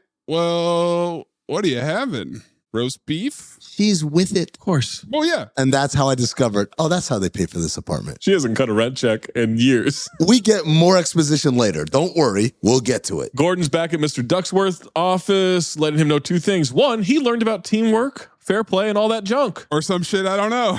Yeah. The Gordon Bombay edition. And the second thing, fair play doesn't come cheap. These kids, my team, have no money, can't afford rink time, proper equipment, which makes it difficult for them to compete. Ducksworth is pruning various small plants in his office, as rich people do. They don't have pads. They use copies of the National Enquirer. And I said, 20 CB? 20 CB for sure. Ducksworth says, "How much do you need?" Ladies and gentlemen, this man has an opioid addiction. In 1992, he asked for a youth hockey team, 15 grand. $35,000 today to make the firm good guys. And he tempts Ducksworth with his own jersey. What is this, AAU basketball? He spends that money, every cent of it. Well, he spends half of it. He pockets the other for opioids. Barn door wipe to a shopping spree at Hans's shop. This is a money laundering scam. Absolutely. Clip Marky Mark and the Funky Bunch. Yo, it's about that time to bring forth the rhythm and the rhyme. I'ma get mine, so get yours. I wanna see sweat coming out your pores. On the house, tip the sound, swinging this. Strictly hip hop, boy, I ain't singing this. Bringing this to the entire nation. Black, white, red, brown, feel the vibration. Come on, come on. Feel it, feel it. Feel the vibration. It's such a good vibration. It's such a sweet sensation. It's such a good vibration. It's such a sweet sensation. This was all a gateway to one, get some money for some drugs, and two, get these kids into the diddling factory at one time. Yep. This is all an elaborate scheme. You bring in the human trafficking, you're cleaning the money, you're pocketing the difference. Intro. Boom. Goldberg falls like Paul Blart, getting into some pads. Only the fat kids fall. Falls fatly. Paul Karp falls as well. Charlie makes a whole rack of sticks fall down. Everyone's hitting each other. Bowling pin sound effects as they all collide and fall. For some reason, Fulton's there? Yeah, because he's strong and he pries a stick out of a fake ice display for Charlie. Why is he there? He's not on the team. No, he just hangs out. Well, we need to give exposition right now that he only plays football. Oh. There's a rumor that he's already been accepted to 4 colleges in the 6th grade. And Goldberg heard that he's got to repeat the 6th grade. How many times? It's at least 4 times. Yeah. At least 4 colleges, at least 4 times. I don't think he has any more eligibility left. In college. Peter reads the newspaper about Gordon. Bombay was a hawk. And Hans gleefully racks up $7,242 in gear. In diddling gear. With a 20% Hans special tax on each item. USA intro. Delivered that so proudly. He was almost as gleeful as Hans.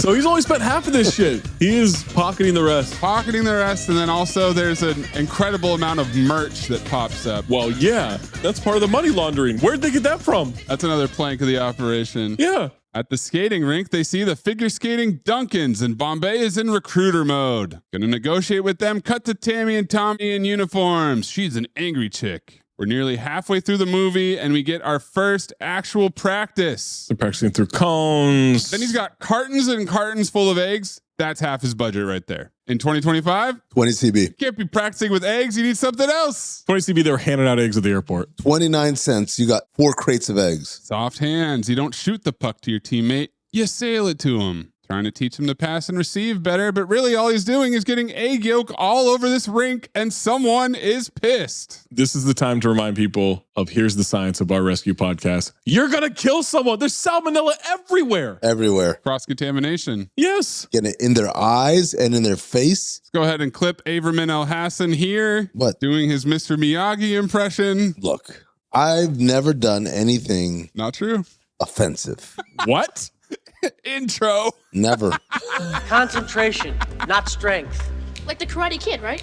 Wax on, wax off. Just shut up and try it, Averman. Charlie splatters yolk all over Bombay's sweater. Ugly ass sweater. Goldberg says, nice drill, coach. Really, very cute. Wonders when it's time to practice being a goalie. So, Gordon Bombay ties up a 10-year-old. With his legs spread. All limbs are spread. After asking, do you trust me? Gordon calls this his bar mitzvah. Today you will become a man. Oh. I think you got your ceremonies mixed up. It's more like a circumcision. I laughed. Jewish humor. Who is this movie for, man? Goldberg is begging and Teddy Rexing. Bombay is directing the firing squad. The sound effects are going crazy. Goldberg's screaming. Pucks are flying. He's fine. Nobody can shoot more than 2 miles an hour, so it's not a big deal. You know who loves it? Hans. Hans is lurking like that fucking Rancor monster in Star Wars, off to the side, cocking this whole thing. Skating through the cones again, then this weird cheer. You guys hungry? Yeah. Tired? Yeah. Do you ache? Yeah. Are you pumped up? Yeah. Good. That was a hell of a practice. Be proud of yourselves. Guys, I forgot Goldberg. Hey, guys. You gotta untie me now. Comedy. You know who didn't? Hans. No, you go ahead. I will take it from here. I'll take Goldberg home. It's fine. I do think this should be the new comedy drop. Good joke. Very funny. I like it. Yeah, I like that. So fucking lazy. Cut to Gordon dropping Charlie off at his home, asks what happened to his dad. They left him, according to his mom. I don't really remember, but that's what she says. Okay. All right, Mom. Oh, Daddy. Gordon tries to connect by saying he took care of his mother, too. Dad! Charlie does the point at the chest and flip up to the nose trick. The mom is watching. She's cucking. A grown man who has known her child for 3 weeks tops, tickling her son on the ground outside their home. You've just entered the tickling zone. And she's smiling. Well, not at first. God damn it, man. At first, she looks a little scared. Horse. And then, yes, she smiles. Bombay is telling lawyer stories to MC Gainey. I say to the guy, I usually defend heels like you scuzzy mole-faced rat. That's a good one, sir. Something hits the window. It's Fulton taking slap shots out of an alley into the street. This is Macaulay Culkin. If he just turned around, there's a fence. There's a wall, there's a fence, any number of things you could be aiming at. This is extreme vandalism. Vandalism? This is a little bit more than vandalism. This is sociopathic behavior. Yeah. This kid is trying to kill someone. Half-ass jog and weak attempt to climb a fence. Fulton's got 3 inches on Gordon Bombay. Says it was an accident. Yeah, while sitting down. Tracks him down like a true diddler. Chases a child down an alley. Bombay's impressed by his clap bombs. What? Fulton didn't learn. He just does it. Having learned nothing, Bombay has Fulton clap it out the alley again at another window. We got to work on your phrasing. They don't need your help. Here's what you're going to do. You're going to take a tape recorder around. You're just going to record yourself all day. We're going to listen. Fulton hits the goal 1 out of 5. Bombay asked about the rumors. What rumors? People talk. It don't mean nothing. Okay, I believe he is absolutely repeating the 6th grade. If that's how he talks, it don't mean nothing. He can't play because he can't skate. Another clap bomb into an open trunk. It falls shut. Whoa. Why wouldn't you, Dad, but why wouldn't he set up the other way? No, Zach. That's insane. It's exposition.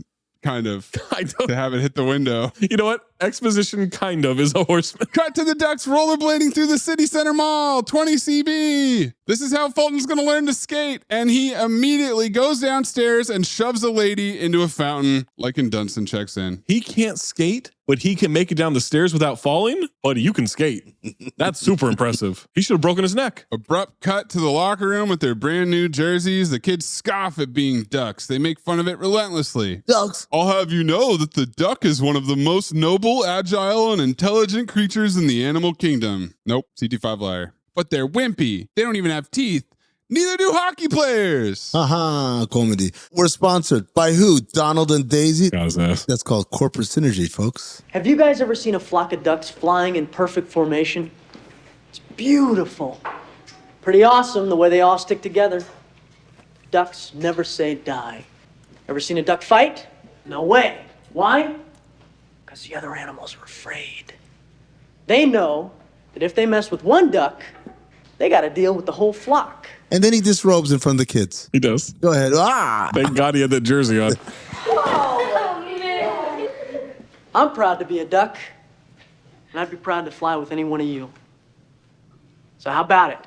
Who's a duck? Maze is the only one that says, I'll be a duck. Yeah, the kid that they got off the street who can't skate is in. The unhoused child. Optimistic music plays. Now Charlie's in. Everyone else is peer pressured in. Bombay smiles at Charlie's mom. She's the only parent that keeps coming to these things. You know why? She's trying to get in front of her own child in line. She's trying to get some bills paid is what's happening. Charlie told me you guys got $15K. Charlie told me you're a lawyer. You must be pretty successful. Now we're the Ducks. Yeah, the Mighty Ducks. He said it. He said it. Game time against the Cardinals because it's mostly bird teams in this league. Yeah. Bombay's got them throwing footballs to each other on the ice. Every time you get the puck, you're the quarterback. Dumb. No, it makes sense. He's one of the worst coaches. Make eye contact with the receiver. Talk to them. Let them know it's coming.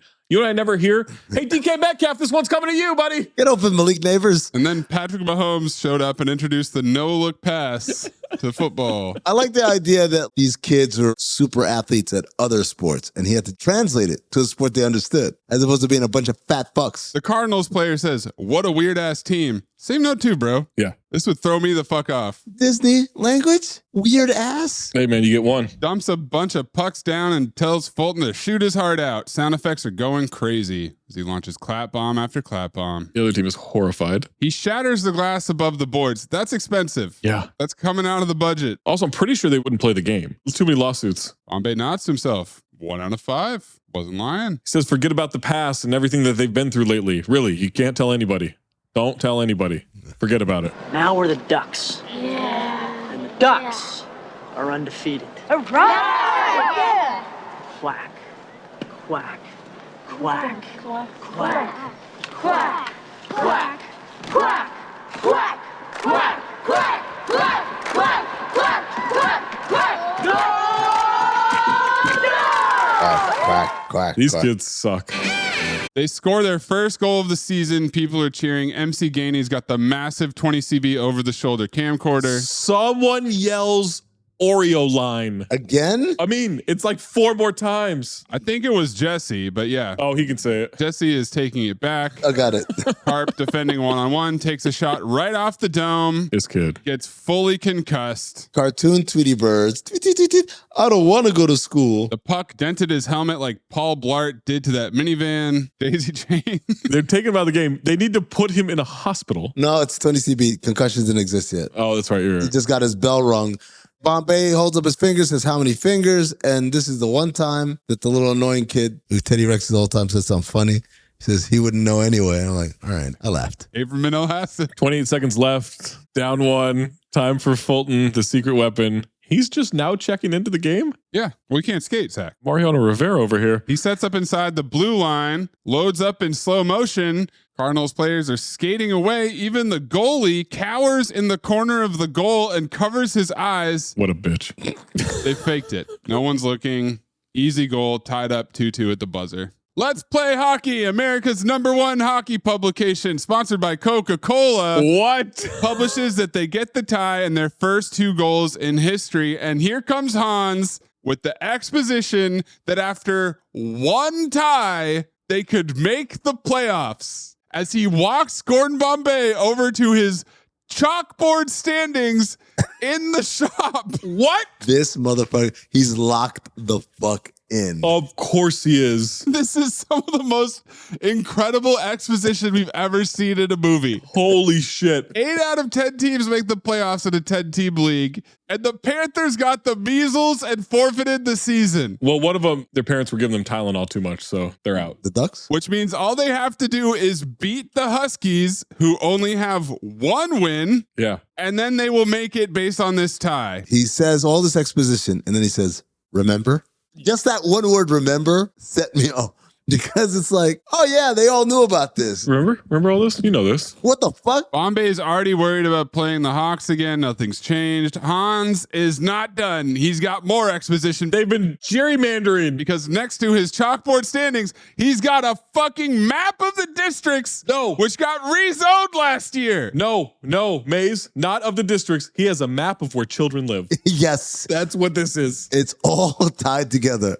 And this is how I know that Frankie Boy is an awful lawyer. Oh my God. All the evidence is there. Yeah. All you got to do is get the warrant and case closed. This is a 9 to 5 DA. Check in, check out. He is not trying to do shit. Not trying to move up in the world. According to Hans, the lake is not the border anymore, and Bombay would have been a duck. Mm-hmm. That is a exposition masterclass right there. That was less than a minute to get all that knocked out. Cut to the arena for a Hawks game. Bombay with some nerd in glasses from the league office tells Riley that Banks is ineligible. This boy is playing for the wrong team. Oh, nope. The smug coming off Bombay is outrageous. You know what's outrageous? How poorly Adam Banks delivers what? But this kid's so ass on. But he redeems himself almost immediately when Papa says that Banks would rather not play than be a duck, and his reaction is, well hold on now, Lionel. I need my fucking hockey, man. You're right, he does. But then Gordon says, we'll have a uniform waiting for him. He says, no way. Right back to ass on. I like that idea. Now, hold on, Lionel. Hold on. I understand I can't play for the Hawks, but I need my fucking hockey. But I need my fucking goals. I need my fucking cake eater, man. I'll put that in the notes. His dad is Lionel Banks. Lionel Banks. If Banks plays for the Hawks, they'll have to forfeit every game, and Riley chases after Gordon. Bombay, you stop when I'm talking to you, son. Accuses him of sabotage. Bombay is simply using his D-bag lawyer tactics. Law's a bitch when it works against you, isn't it, Jack? Why? We get Jesse and Peter listening in as Bombay sarcastically calls the Ducks losers. Don't even deserve to live. In agreement with Riley. And these stupid fucking, oh my God. These bingos. We need a third act conflict, Amin. That's true. We do. Yeah, you're right. Right on schedule. Coach Riley hits him with the ultimate. Why'd you turn against me, Gordon? For 6 years. I taught you how to skate. I taught you how to score. I taught you how to go for the W. You could have been one of the greats. And now look at yourself. You're not even a has-been. You're a never was. Devastating. Oof. Complete with the hand-waving motion, man. Why is this kid Peter always in leather clothing? Nick Kroll? He's got a leather hat and a leather jacket. He's dressed like a pirate. Look at this photograph. Also, I'm really confused now because Riley said he coached Bombay for 6 years, but he only coaches Pee Wee. Wow. How the fuck does that work? That's how good this kid was. Bombay was the chosen one, man. He was at Pee Wee level for 6 years? Yeah. He was too small. He couldn't move up beyond that. Yeah, you know what's next after Pee Wee? Squirt? No, Squirt's younger. Oh. Don't intro that. I was doing research. Got to the locker room. 3 of the kids aren't in uniform. Gordon announces Adam Banks as their new player. He's a Hawk. He's a good player. They're also acting like they're going to the playoffs despite not winning a single game yet. Yeah. Slow down. He says, if we make the playoffs, he can be a big help. If all of a sudden you don't think we're good enough. This fucking... No, he thinks we're losers. Nick Kroll tells the team that Bombay said they were losers. This is one of the dumbest vehicles for strife in a movie ever. They reuse it in D2 when they overhear him talking to the Iceland coach. No, that time he's real. He was trying to take down some Icelandic vagina the whole time. This time they jump to conclusions. Nick Kroll keeps snitching, knows Bombay used to be a Hawk. He storms out. Jesse says, forget it, cake eater. You want to play? Play with yourself. You keep saying that. I don't think it means what you think it means. Bombay with a very uninspiring, I'm going to go up to the bench. Come out there if you want. Ultimatum. Yeah. Guess what? No one follows through except for fucking Charlie and Fulton, and they forfeit. Charlie does it because Gordon's his ride back to the house to get his mom banged out. Wow. Fulton does it because he doesn't have a home. He lives in that alley. That was my question during the tickle zone scene. Don't say that. Don't say that. They get out of the van. Gordon's got a suspended license, but you can't see MC Gainey in there. No, MC Gainey was driving because Gordon gets out of the passenger seat. So MC Gainey is sitting there silently watching the tickle zone happen. Watching a grown man tickle. No, don't call it that. I believe the technical term is co-conspirator. Cut to Mickey's dining car. Charlie, a 10-year-old, is sitting at the counter by himself. And he's stalking him. Gordon has tracked him down. He's sitting at the counter by himself because his mom's day job is working at the diner. I didn't know that yet. He just thought the kid was at a diner. In a fucking diner by himself. Honestly, I was willing to look past that. My thing was, you stalked this kid until you found him? Yeah.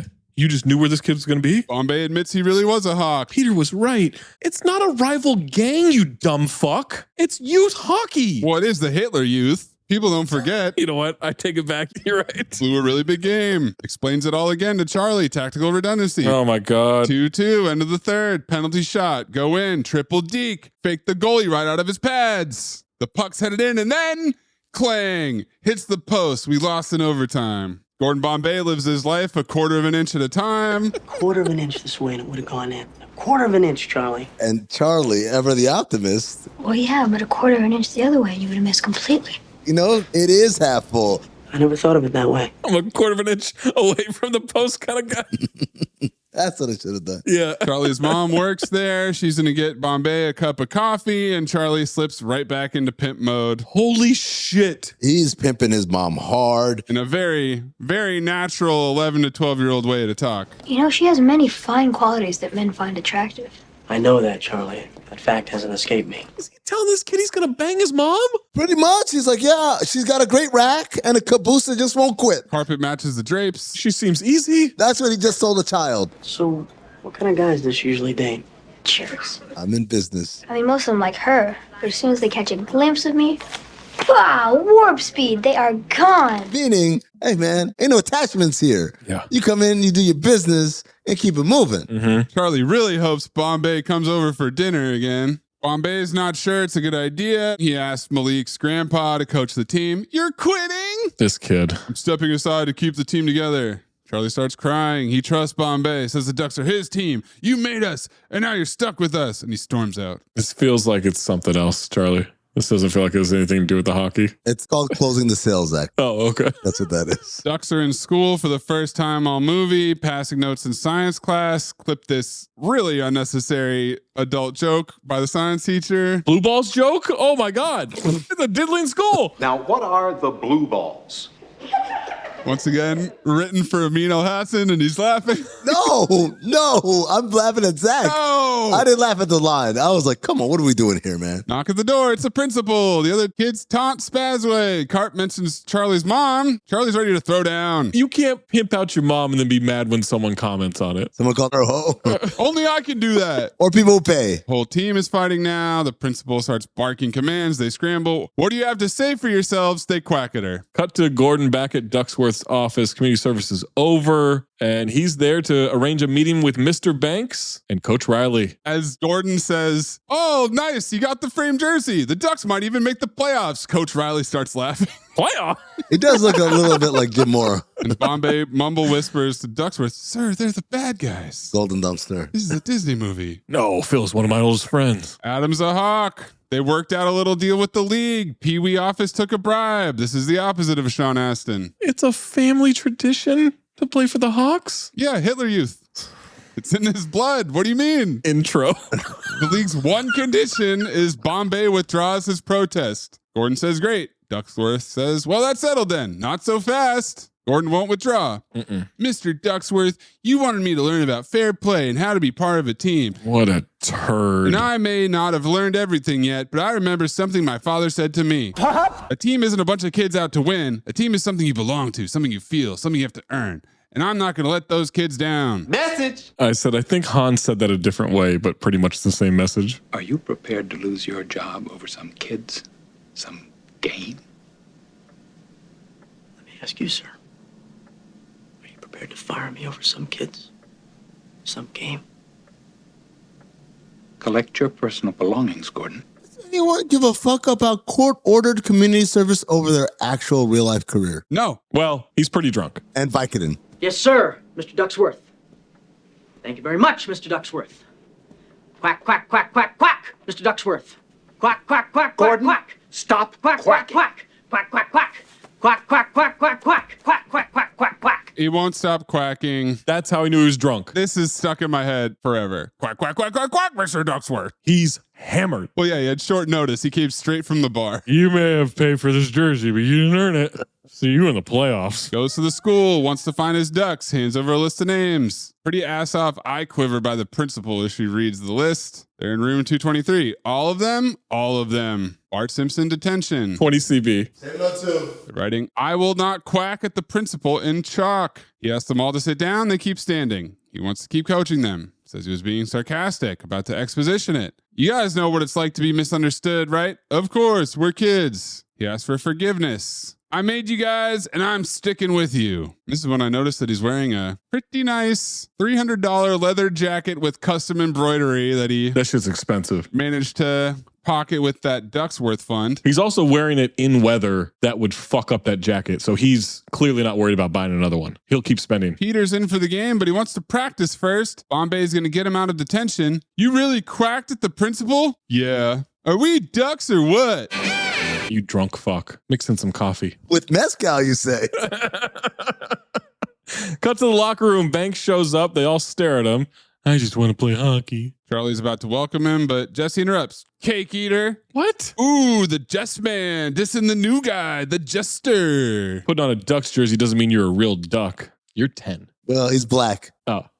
Cut to the game. Ducks refusing to pass to Banks. They finally give it to him. He scores instantly. Immediately. Come on! This kid's so good. What are we doing? He's the best player on the team. He's the only one who knows how to play hockey. Put him in the minor leagues now. He's the best player in the league. Yes. We know he was the best player on the best team. Yes. These dumb fucks. 16 seconds left. Bombay pulls the goalie, puts Fulton in for a shot. Charlie's mom pulled the goalie too. One time. Just once. Guy tells him soft hands. Concentration, not strength. Then winks at Connie. They win the face-off. They get it to Fulton. A guy dives and steals it from him. And Fulton, who couldn't skate 23 minutes ago, tracks him down, chases this guy down, shoves him. Takes it. 8 seconds left. Full length of the ice. Buzzer beater clap bomb.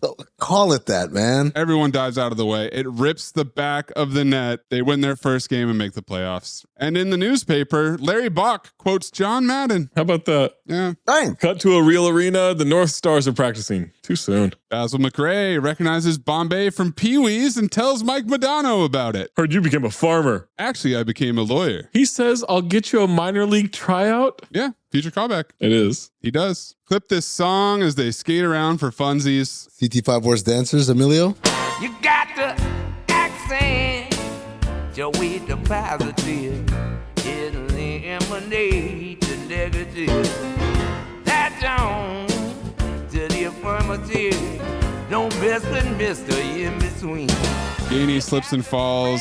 Gainey's an assistant coach now. I don't know when that happened. Takes Bombay down. They both laugh. It's after he pawned that camcorder for more drugs. Then they're watching the North Stars game. The Jumbotron welcomes Gordon Bombay and the Ducks. Guy's outfit is out of control. Look at this photograph. Crazy. Holds Connie's hand. He's laying it on thick. Two of the kids from the Hawks mind that they're going to shoot him. Mm-hmm. Hitler Youth. Jesse sees it, still hates this fucking kid. Yeah. Cut to dinner at Charlie's. Is Charlie making dinner? Charlie and a stranger from a month ago are in the house together making dinner. Mm-hmm. And then the mom comes home? And he's talking about wearing the same underwear for luck. He's wearing a massive sweater with no shirt underneath. Oh. I know because that sweater has a very wide mouth. The collar is not normal. This is not getting better as you keep talking. You're adding too many details. I'm talking about Bombay. Bombay sweater. Yeah, wide mouth, shirtless. He is. What else you got? Clingy. And it's an ugly ass sweater too. Pilling. And this kid is pimping. He's like, maybe you and my mom should just go to the fair by yourselves. This kid been pimping since been pimping. Oh my God. But Charlie made dinner. He's 11. He made a fucking roast. Yeah, what? When did he start that? Single mom, I guess. You know, he's home a lot. He's home alone. This is Hi, Sweet Annie. Oh my God, yeah. Let's go to the fucking Winter Festival. Hi, Sweet Annie. Ice sculptures. She used to sculpt. She mostly does paintings. That's why she's broke. Ask Bombay how he thinks they get the tiny details, and he gives a fully bingo answer. Oh, little men, tiny chisels, big mittens. She's Teddy Rexing. He's a bingo. They're gonna fuck. It is fait accompli. She's wearing a bright red bowler hat. She immediately tries to trap him. She doesn't know how they feel about each other, but there's a kid back home absolutely falling in love with his coach. What? And if you can't deal with that, let me know. What? I can take it, but if Charlie gets too attached, every time this happens, it gets a little rougher on him. How many times? And Bombay takes this as a green fucking light and moves in for the kiss. Yep. Hook, line, and sinked her. Got her ass. Flash to a playoff game. Gainey on the bench in his leather jacket. This is it right here. Banks on the breakaway. Cut to Banks on the bench. Banks skates to a stop. Slap shot scores. That's my golden dumpster right there. Continuity. Him scoring and cheering himself on from the bench. Were those not there before? Guess there's been a continuity error. We did it. Ducks win 5-3. On to the semifinals to face the Cardinals. Cut to the next game. Banks is destroying these kids. Scores again. Oh, man. Puts the damn team on his back, dude. He's the best player in the league. He scores. Ducks win 4-2. Now they're going to face the Hawks in the finals. They're doing Coca-Cola showers. Yeah, you're going to be sticky. Yo, the publication shot of Let's Play Hockey. Face off. It's the face-off poster. Mm-hmm. As they're winning, they're playing We Will Quack You in the arenas. Charlie's mom starts doing these weird hip thrusts. He goes, yeah. Signaling. She was doing it with Big John Beasley. Where do you think that overtime pay's gone now? Overtime. That's why he was so solid. Man, I gave him overtime for this. Time for a little late night skate with another flashback. Oh my God. That fogged up, lotion covered camera lens. Guys, remember when Gordon Bombay missed the shot in 1973? Yeah, they won't shut the fuck up about it. Of course I remember. It was the most traumatic thing that happened that year. I don't agree. Oh, nope. I think Hans was. I think that's a bronze medal. Silver medal's the dad dying. Gold medal goes to Hans. Big shot of the American flag as the teams line up pregame for the anthem. They got the team logos on the ice for this one. I mean, it's a state championship. This is just like the opening ceremony for Best of the Best. Future Cinephobe. The Taekwondo tournament. Bombay starts his duck chant. Riley has the win chant. There's so much chanting. The win chant is really strong, man. The whole crowd going crazy. Did Ducksworth also fund all the team branded merch in the crowd? Must have. There's a lot of it. There's hats, there's shirts, there's sweaters, jackets. My theory is, even though he's drunk and also on all types of opioids, he's still a hustler. Yeah. So with some of the earnings, he created a merchandise. He's getting this at cost and then he's flipping it. Yeah. So what? It's like, what's the dude's name in Teen Wolf 2? Styles? Like Styles, yep. He's got 100% of the merch revenue coming straight to Bombay Industries. 360 deal. Jesse tells Banks, don't forget what side you're on. Mm-hmm. Buddy, he's been carrying your ass. Yeah, but now they're playing the Hitler Youth, so he doesn't want him to... What do you say? Manchur Diddler, whatever the fuck? No, Diddler-Turian candidate. Diddler-Turian? I said Manchurian Candidler. He doesn't want him to get activated? The nerve of this kid. You guys hadn't scored a single goal. Yeah. And I came and now we're in the final. You have the nerve to talk to me? Fuck you. He's the one that walked out. You walked out on the team. Puck drops. They crush Banks immediately. His boys put him on the ice. Riley smugly pops his collar at Bombay. Pops his collar. Perfect. Popping collars. The longer they go without a cut, the worse the hockey is. Oh my God. Look, I don't know shit about hockey. I know this ain't it. Banks gets crushed behind the net by two Hawks, and they score 1-0. Papa Banks, Lionel Banks in the crowd. He's wearing a Hawks jacket. Must have been a fun time at the Banks household this last month. Holy shit. What a prick. I have more respect for Banks. Yeah, man. Coming out and performing, putting the team on his back, knowing that he's going home to a ass beating, presumably. This kid's Luka Doncic. This kid's legit. Dog, against this backdrop, Jesse has the nerve. I know. Fuck you. Banks should be like, you know what the fuck I've been going through at home? Whole family's against me. Especially as a rich kid, if I was Banks, I would say all types of awful shit, man. Oh, yeah. I'd throw dollar bills at his face. I'd stick it in a purse full of shit. Hand it to him. Ducks make a push. It fizzles. The Hawks counterattack. Goldberg makes an insanely early move. The Hawks go right past him around the goal and score 2-0.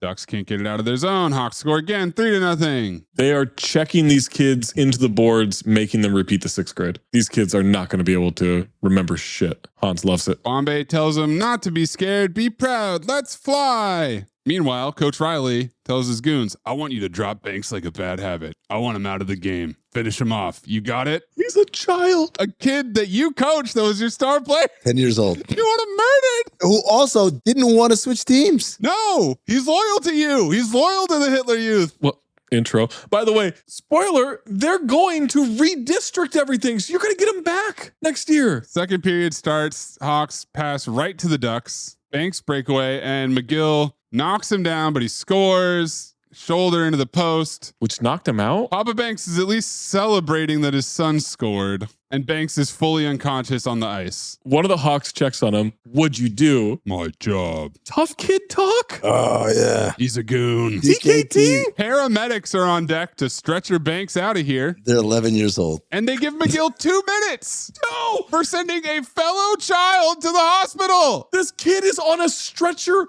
knocked out cold. It's a game miscondi, man. Get him out of here. They're letting them play, man.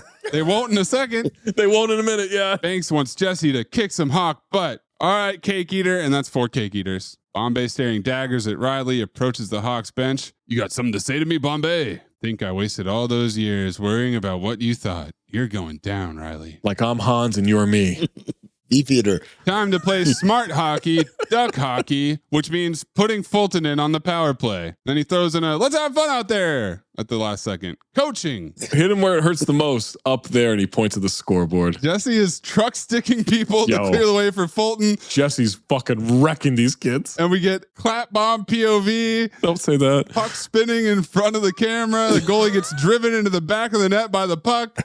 3-2 Hawks. Don't say clap bomb POV. That's worse. That's a search term. That's a category.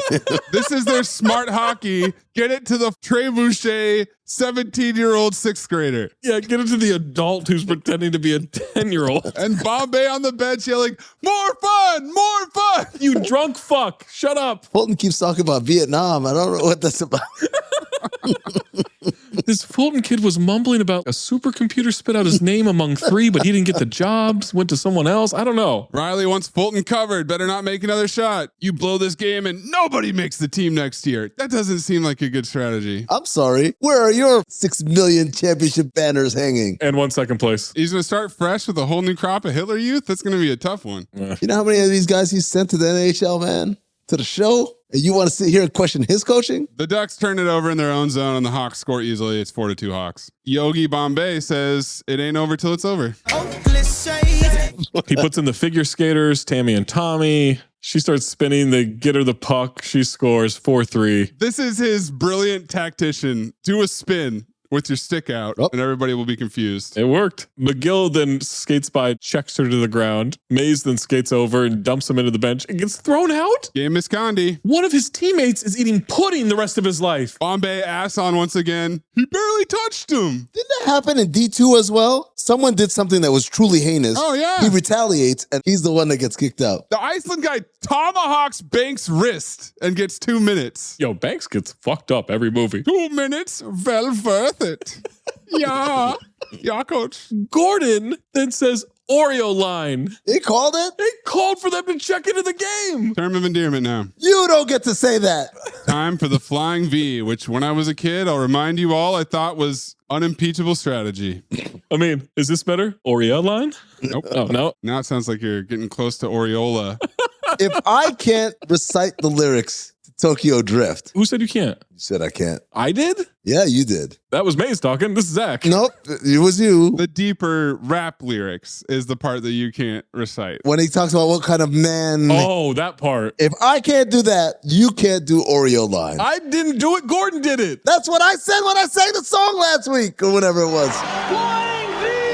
The flying V ends up a straight line. That's all it is. And Jesse goes straight at the goalie and somehow scores 4-4. The goalie. The genius tactician Gordon Bombay strikes again and the crowd is quacking. Quack, quack, quack. 23 seconds left as we tick down. Goldberg makes a save, and by save, I mean it hits him in the chest. Pretty big target. Charlie gets it. He's got a breakaway. He gets hooked. Penalty shot right before the buzzer. Sound familiar? Oh, I see what they're doing. For some reason, anyone can take it, and we get some argument about who should take the shot. Bombay pressures Charlie to do it. He tells the group, if Charlie scores here, his mom is going to be powerless to my charms. I can get away with anything in this relationship. I mean, he could get away with anything. All he's got to do is just put up the money. Selling a lot of merch, man. Now he doesn't have to put up the money. Oh. Pulls him aside. You practicing that triple deke?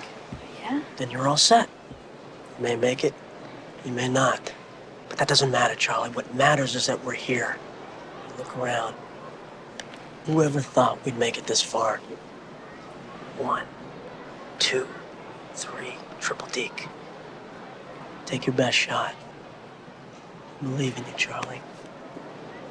Win or lose. See, guys, he's giving him the optimistic pep talk as opposed to the you're going to let your entire team, city, family, your dead dad. Everyone's going to be disappointed in you. The only one who's going to be happy is Hans. Again, I have to point out, this dude won 28 straight titles. He knows what he's talking about. Come on, man. We're criticizing Coach Riley's coaching now? Is that what we're doing? I'm not criticizing it. I'm saying that Gordon Bombay has learned some sort of uplifting Disney message from it. The only reason they're not getting another one here is because of gerrymandering. Team cheers him on. And he skates out without a helmet, which I thought was weird. Yeah. They chant, Charlie. Skating circle, slow motion. He picks up the puck.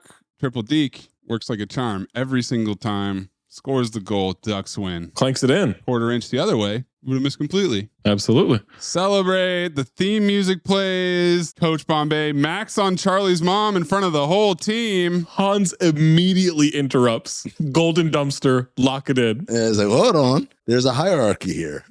Get in line. I've been doing this for decades. Hans shakes his hand. I'm proud of you, Gordon. They hug. Trophy gets presented. They hug. All right. Ducks, ducks, ducks, ducks, ducks. Now Bombay's saying goodbye to all the ducks. He's getting on a Greyhound bus. Every duck has something clever to say. Banks calls Bombay Cake Eater 5. I must be crazy. Try out in the minors. Go up against kids half my age. Exposition. Charlie's mom tells him to take it one step at a time. She says, just have a good tryout, one step at a time. I was like, that's literally what he was talking about. He has a tryout. You didn't reframe anything that he's thinking about. She has to establish value. Oh, yeah. The sin system. He plants a fat kiss on her. Charlie's 8 inches away. The whole team catcalls and hoots and hollers. And holler. He doubles back off the bus. Hey, ducks, no matter what happens, I'll see you next season. We got a title to defend.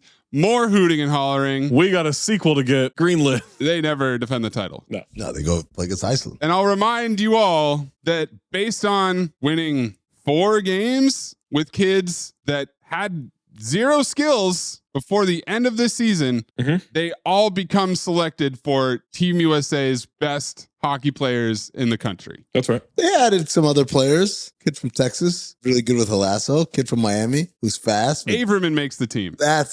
Now that Goldberg makes the team. Well, Goldberg's the starting goalie. They won't pull Goldberg for Julie the Cat Gaffney. He's giving up 4 goals a game. He's the fucking Deuce Cooper of goalies.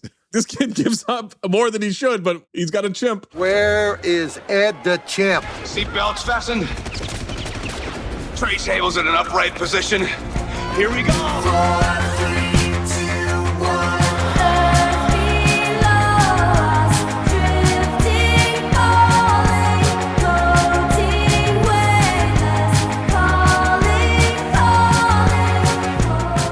Liftoff? It's 100%. And I think we should be unified on this. Hans saying, you usually come in the back door. That's not the plot lift. That's a golden dumpster. That's when it lift off. Plot lift off is Mr. Diddlesworth tells him, you're on leave. You got to do community service. Also, your salary is paid in full and you get a driver. I think plot lift off is him getting hammered in his car, swerving away. Kind of escalated for me. I think number 1 is getting hammered. Then it's when he gets assigned the community service. And then it's when Hans gives him the skates. And he's like, oh, I'm going to go skate and think about my dead dad. And nah, it's him saying widdle noisy. That's plot lift off. Why don't you try telling us what the fuck happened? Plot summary. 1 minute, 44 seconds. Maze, you picked Tokyo Drift also, right? Correct. So Super Daisy Chain, My Mom is a Whore. Whoa. Jesus. I think Super Daisy Chain is going from complete irrelevance, not being able to even compete, to suddenly you are the best in the country. Guys, Super Daisy Chain is Diddler King. I wonder if they know how we do in Minnesota. 3, 2, 1. Gordon Bombay, fresh off of childhood trauma where he scored 198 goals in a season. His dad died and he missed the game-winning penalty shot in the state championship at the Pee Wee level. It's haunted him his entire life. He walked away from hockey and now he's a hotshot lawyer who's 30-0 in cases, except for that one time he did lose, but he really won because he banged the court reporter and she had intelligent, approachable sexuality to her. Then he's driving drunk by drinking beer in his car, and he's a whittle drunk. And the cops pull him over, and all of a sudden he's assigned community service by his boss, but he's paid, and he gets a driver, and he has to coach the worst hockey team ever. A bunch of poor kids with no gear, no skills. They don't even practice in a rink. They practice on a freaking pond. The best player is called Spazway and can't even keep it together on a breakaway. Everybody on the team knows how much he sucks. 30. Gordon Bombay cozies up to him, cozies up to his mom, goes back to his old mentor, Hans, who owns the skate shop, who inspires him to rediscover his love for the game. And all of a sudden, after one tie, they're in the playoff race. He steals the other team's best player thanks to some zoning regulations. 10. They get all the way to the championship, and Charlie does what Gordon Bombay never could, scores the winning goal. Oh, 3, baby. 1, 2. Look, do me a favor. I don't want to do a countdown before I do the scene. No countdown. Can we just do it off of action? Just in your own time. Good. So I'm not a rocket ship, okay? Okay. All right. Gordon Bombay is the name of 2 gin brands. He's the most prolific scorer on the winningest Pee Wee hockey team in the history of Minnesota. But because he misses a penalty in the finals, which, by the way, they still had a chance to win in overtime, he's somehow a big fucking loser.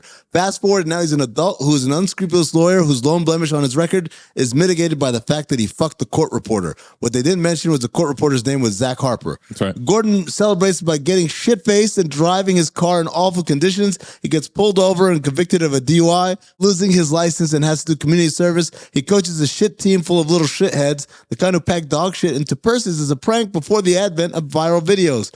Gordon hates kids and hates hockey, so he basically treats these little nerds like shit. Meanwhile, his old coach is still coaching the Hawks, and he lets Gordon know he still ain't shit. Gordon tries to teach the kids to flop, but they're too fucking dumb to even get that right.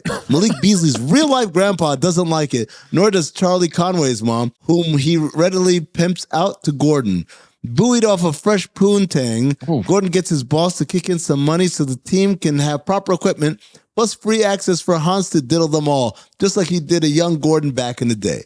They train, they get better, they acquire a kid who nobody wants on the team, but is clearly better than 30. Everybody else in the goddamn league. The kids don't like it because they're bingos, but they end up all bullying Charlie Conway about his pimping 20. in school, and that somehow becomes a bonding experience. Anyway, Gordon wears dumb sweaters. He wears out Charlie's mom. They win. The end. Wow.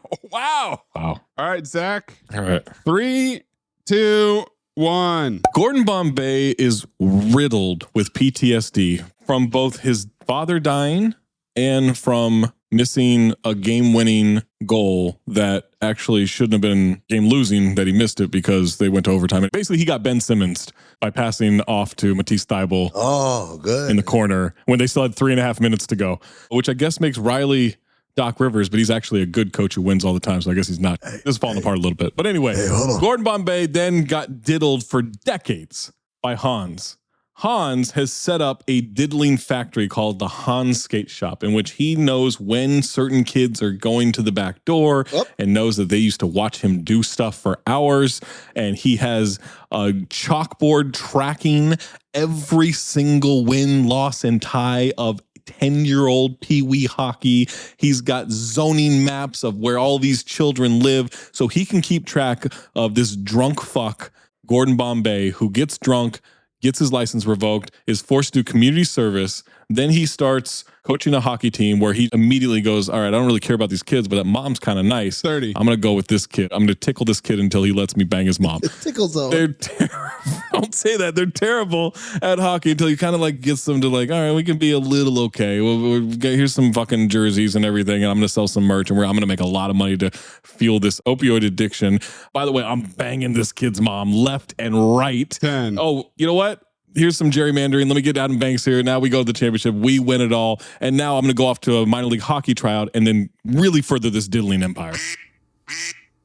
Question. Is Gordon Bombay in D3? Yes, but it's a cameo style thing. Oh. It's basically like, hey, I'm not going to coach anymore. They go to high school and they have a new coach, and the drama is the new coach, and then Gordon like shows up to give an inspirational speech, I think. Right. It just struck me that in both the first and second movies, he uses the situation for his own personal gain. Yes. Incredible. 100%. Yeah, they trust him. They still trust him. He doesn't really want to coach them at all. No. Through most of these movies. He just wants all the residuals. He's just trying to get laid. He's trying to get laid and make money. Yes, he's just looking for money and pussy. Right. This episode is brought to you by McAfee. Swimsuit, passport, phone with VPN activated. VPN? Cell phone service is going to be spotty on vacation, so we'll be using public Wi-Fi. Sounds sketchy. Exactly. The networks can leave your personal info, like credit card numbers, exposed to hackers. McAfee's secure VPN lets you browse and bank safely from wherever, whenever. Learn more at McAfee.com/online protection. This episode is brought to you by Disney. Judy Hopps and Nick Wilde are back on the big screen. So grab your family and friends as Disney invites you to return to Zootopia for the phenomenal movie event of the holiday season. See all your favorite Zootopia characters, plus new favorites in the most pawsome movie of the year. Don't miss Disney Zootopia 2, now playing only in theaters. Get your tickets now. Who cares if you lose the game? You got this off your chest. I mean, it's just one night of bar trivia.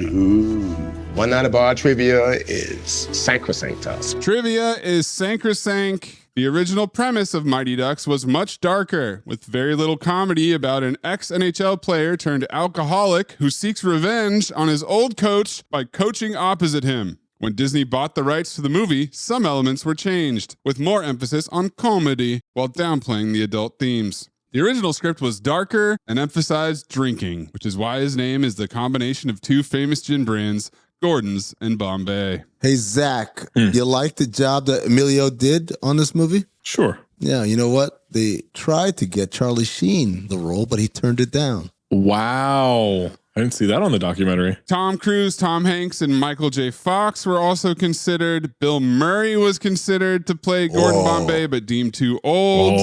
And Stephen Brill, the writer of the movie, requested to play Bombay, but was denied by Disney because they wanted a real actor. So, Zach, Charlie Conway, of course, was played by Joshua Jackson, but originally the role was supposed to go to one Jake Gyllenhaal. Wow. Okay. But his parents wouldn't let him do the movie, so the producers ended up casting Joshua Jackson. Other people who also went out for the role of Charlie Conway but lost to Joshua Jackson, a young Leonardo DiCaprio. You guys are bad at casting. And Juliette Lewis tried out for the part of Connie, but lost out to Marguerite Moreau. Jesus Christ. The term cake eater is actually well known throughout Minnesota and refers to people who live in the city of Edina, a suburb of Minneapolis. Edina. Adina Howard. Don't want the Midwesterners to get mad at us like Minot. We were just going to get a lot of comments about it. It's Edina. Edina. I'm going to go eat at Edina. I lived there 4 years, didn't hear it once. A cake eater is saying a person who is so rich they can have their cake and eat it too.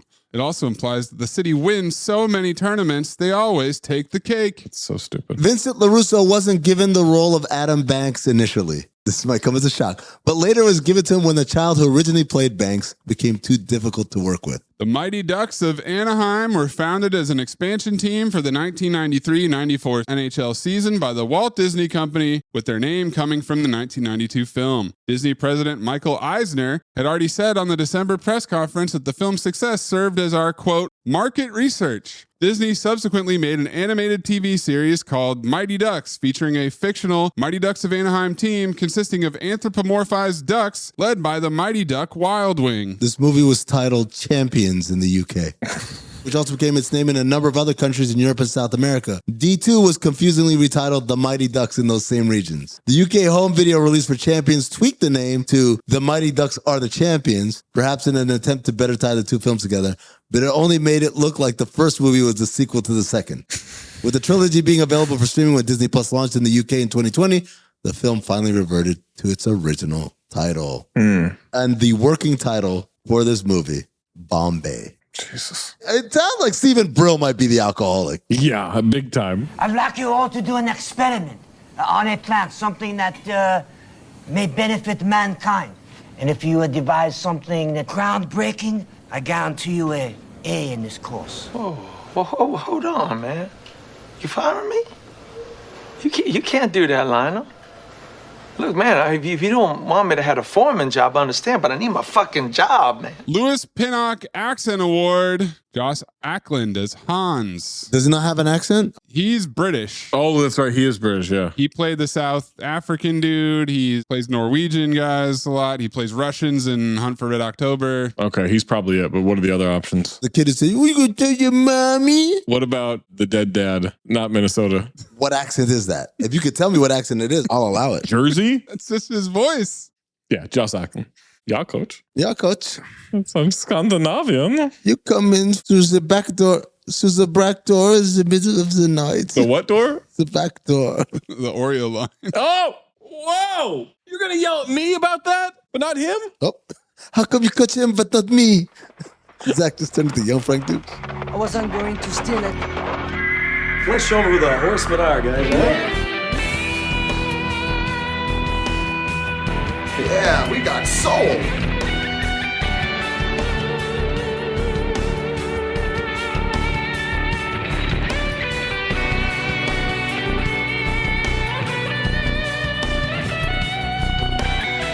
Five Horsemen. Teddy Rex. Bad coaching.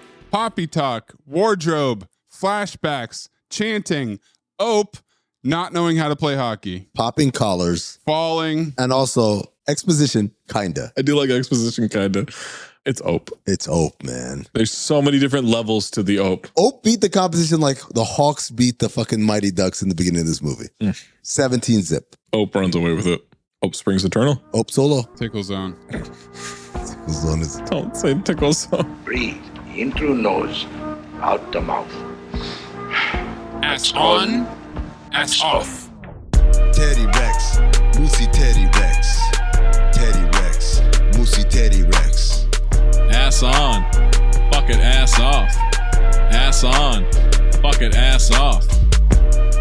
Michael Veen Memorial Ass On Award. Despite a valiant effort by Adam Banks, Vincent LaRusso, you name it. I mean, it's Emilio Estevez. He's on the Mount Rushmore. Yeah. It's an all-time character. He's horrendous. The scene at the diner. It's a widdle loud. Him in court. Him being told that he's got to go to community service. Every part of this. Community service. Anytime he has to have any reaction. I hate hockey. I hate kids. You've just entered the tickle zone. Check this out. $1,100 is exactly what I charge for acting classes. No, it isn't. Yeah. Well, what are the chits? Universe? You've done it again. Carl Weathers Memorial Ass Off Award. Lane Smith is Coach Jack Riley. Popping them collars all the way to a Ass Off Award. I'd also say the mom is a candidate. She's good. I don't know. The ice sculpture winter festival scene. I bet she is, Zach. Zach, you paying Charlie Conway too? Yeah, it's Lane Smith. He's one of my favorites. You're good at keeping secrets? Absolutely. Because I've got a present for you. Secret present outside by the dumpster. Is it a baseball mitt? It fits you like a baseball mitt, like a glove, I hope. Golden Dumpster nominees. Gordon Bombay getting busted for drunk driving because he said it was a whittle noisy. Yeah. Gordon Bombay scoring 198 goals in one season. Jesus. Ducks being in the playoff race after no wins and one tie. You're not even a has-been. You're a never was. Quack, quack, quack, quack, quack, Mr. Ducksworth. Banks scoring a goal while also being on the bench at the same time. missing one penalty shot in a season where you scored 198 goals and letting it traumatize you more than your dad dying in that same year? I think it was the diddling. Yeah, the diddling is still a gold medal there. Did they think that if he scored 98 goals that season, it wouldn't hammer home the point enough that he was amazing? Yeah, like how good this kid is. I got some other golden dumpsters for you. Breath, blood, or urine? No thanks, I'm full. Does your mommy know you have that? Nah, she's busy with the mailman. You really like that? Hans screws the back door at the time of night, just like you used to. You spend hours watching me do this. My note, kids were so dumb because he thought his dad showed up. Charlie, you got a special visitor. The way he fucking sprinted out. Charlie slapping the ever-lover shit out of the egg to hit Gord Bombay. The fat kid getting knocked out and then say how many fingers he wouldn't know anyway. And Bombay telling Mr. Duckworth, sir, they're the bad guys. Thus confirming he's drunk off his ass in that meeting. I'm going to go with the first conversation with Hans, man. Through the back door at this time of night. Zach, what's your golden dumpster? Mine's going to be Lane Smith popping collars after literally fucking everything. This is tough. I really love the drunk driving scene. I did not remember that he said widdle and that was the giveaway. That was very funny. But I think I have to go with Banks scoring a goal while also being on the bench at the same time because it's an easy fix in the editing room and shows that no one gave a shit. Yeah. Whatever. Maybe you don't have Banks on the bench since he's the only one who scores goals. Well, Mayes, you picked a motherfucker. Motherfucker. I like that. Over file. This is tough. I love D2 unapologetically. That's an easy file for me. I would watch D2 100 times out of 100 before putting on the original again. There's a lot of things that hit the nostalgia for me. Flying V, Fulton's slap shots, breaking things, quack, quack, quack, quack, quack, Mr. Ducksworth. But the hockey is so atrocious. The drunk driving opening lawyer gambit is not long enough. If that's 10, 15 minutes longer and there's no Charlie's mom pimping out his mom bullshit, it's a little bit of a better movie to me. I think it's a phobe. I phobed Angels in the Outfield. I can phobe this. The childhood repeated viewings are not enough credit to file this movie. Zach? I think if we do this one first before D2, I don't know that we've uncovered the diddling ring in the same way. Maybe we get there. No, we get there. Again, you've just entered the tickle zone. We get there, Zach. I think we get there, but not watching it with the lens that we have for this one. I think this movie is better with the coloring of Amin's realization in D2 that this guy's a drunk. That he's an alcoholic. So it makes me enjoy this more. I thought this was going to be an easy phobe. I think it's a file. It's barely a file, but because of what we have uncovered in the Cinephobe universe, it makes this movie way more enjoyable to watch. It's way better than Angels in the Outfield. You phobed D2 though. I didn't love D2, but I'm saying I think our experience has made me want to watch this more. Maybe if we rewatch D2 on a rewatchington, I'll end up fixing that and changing it. I don't know. But this is a slight file. This is an easy phobe for me. It's a fun Cinephobe episode. It's not good. And it makes the same mistake that D2 did, which is spending way too much time on that last 20, 30 minutes of hockey. Sure. We didn't need all that. I don't need all the detail, man. Just get to the point. This movie's terrible, bro. I wouldn't even feel comfortable, Zach, filing a movie with that much diddling in it. It's clear. It's not us doing jokes. It's clear. There is sexual molestation of children happening in this movie. I think because every scene with Gordon Bombay, I know he is drunk and perked out of his mind. It makes me really enjoy it. Him quacking at Ducksworth, he's hammered. Sir, these are the bad guys. Bombay definitely had his Vitians. He had his Vitians. Him staring at the mom in the diner. He's parked out of his fucking mind. Make sure you send us your phobe file, Golden Dumpster, Ass On, Ass Off, Five Horsemen, Louis Pinnock, Plot Liftoff, at Talk Hoops, at Darth Amin, at Corn Puzzle, at Cinephobe Pod, at Count the Dings, or drop in the Discord, patreon.com/countthedings. Next time we make love, you introduce me to Jade.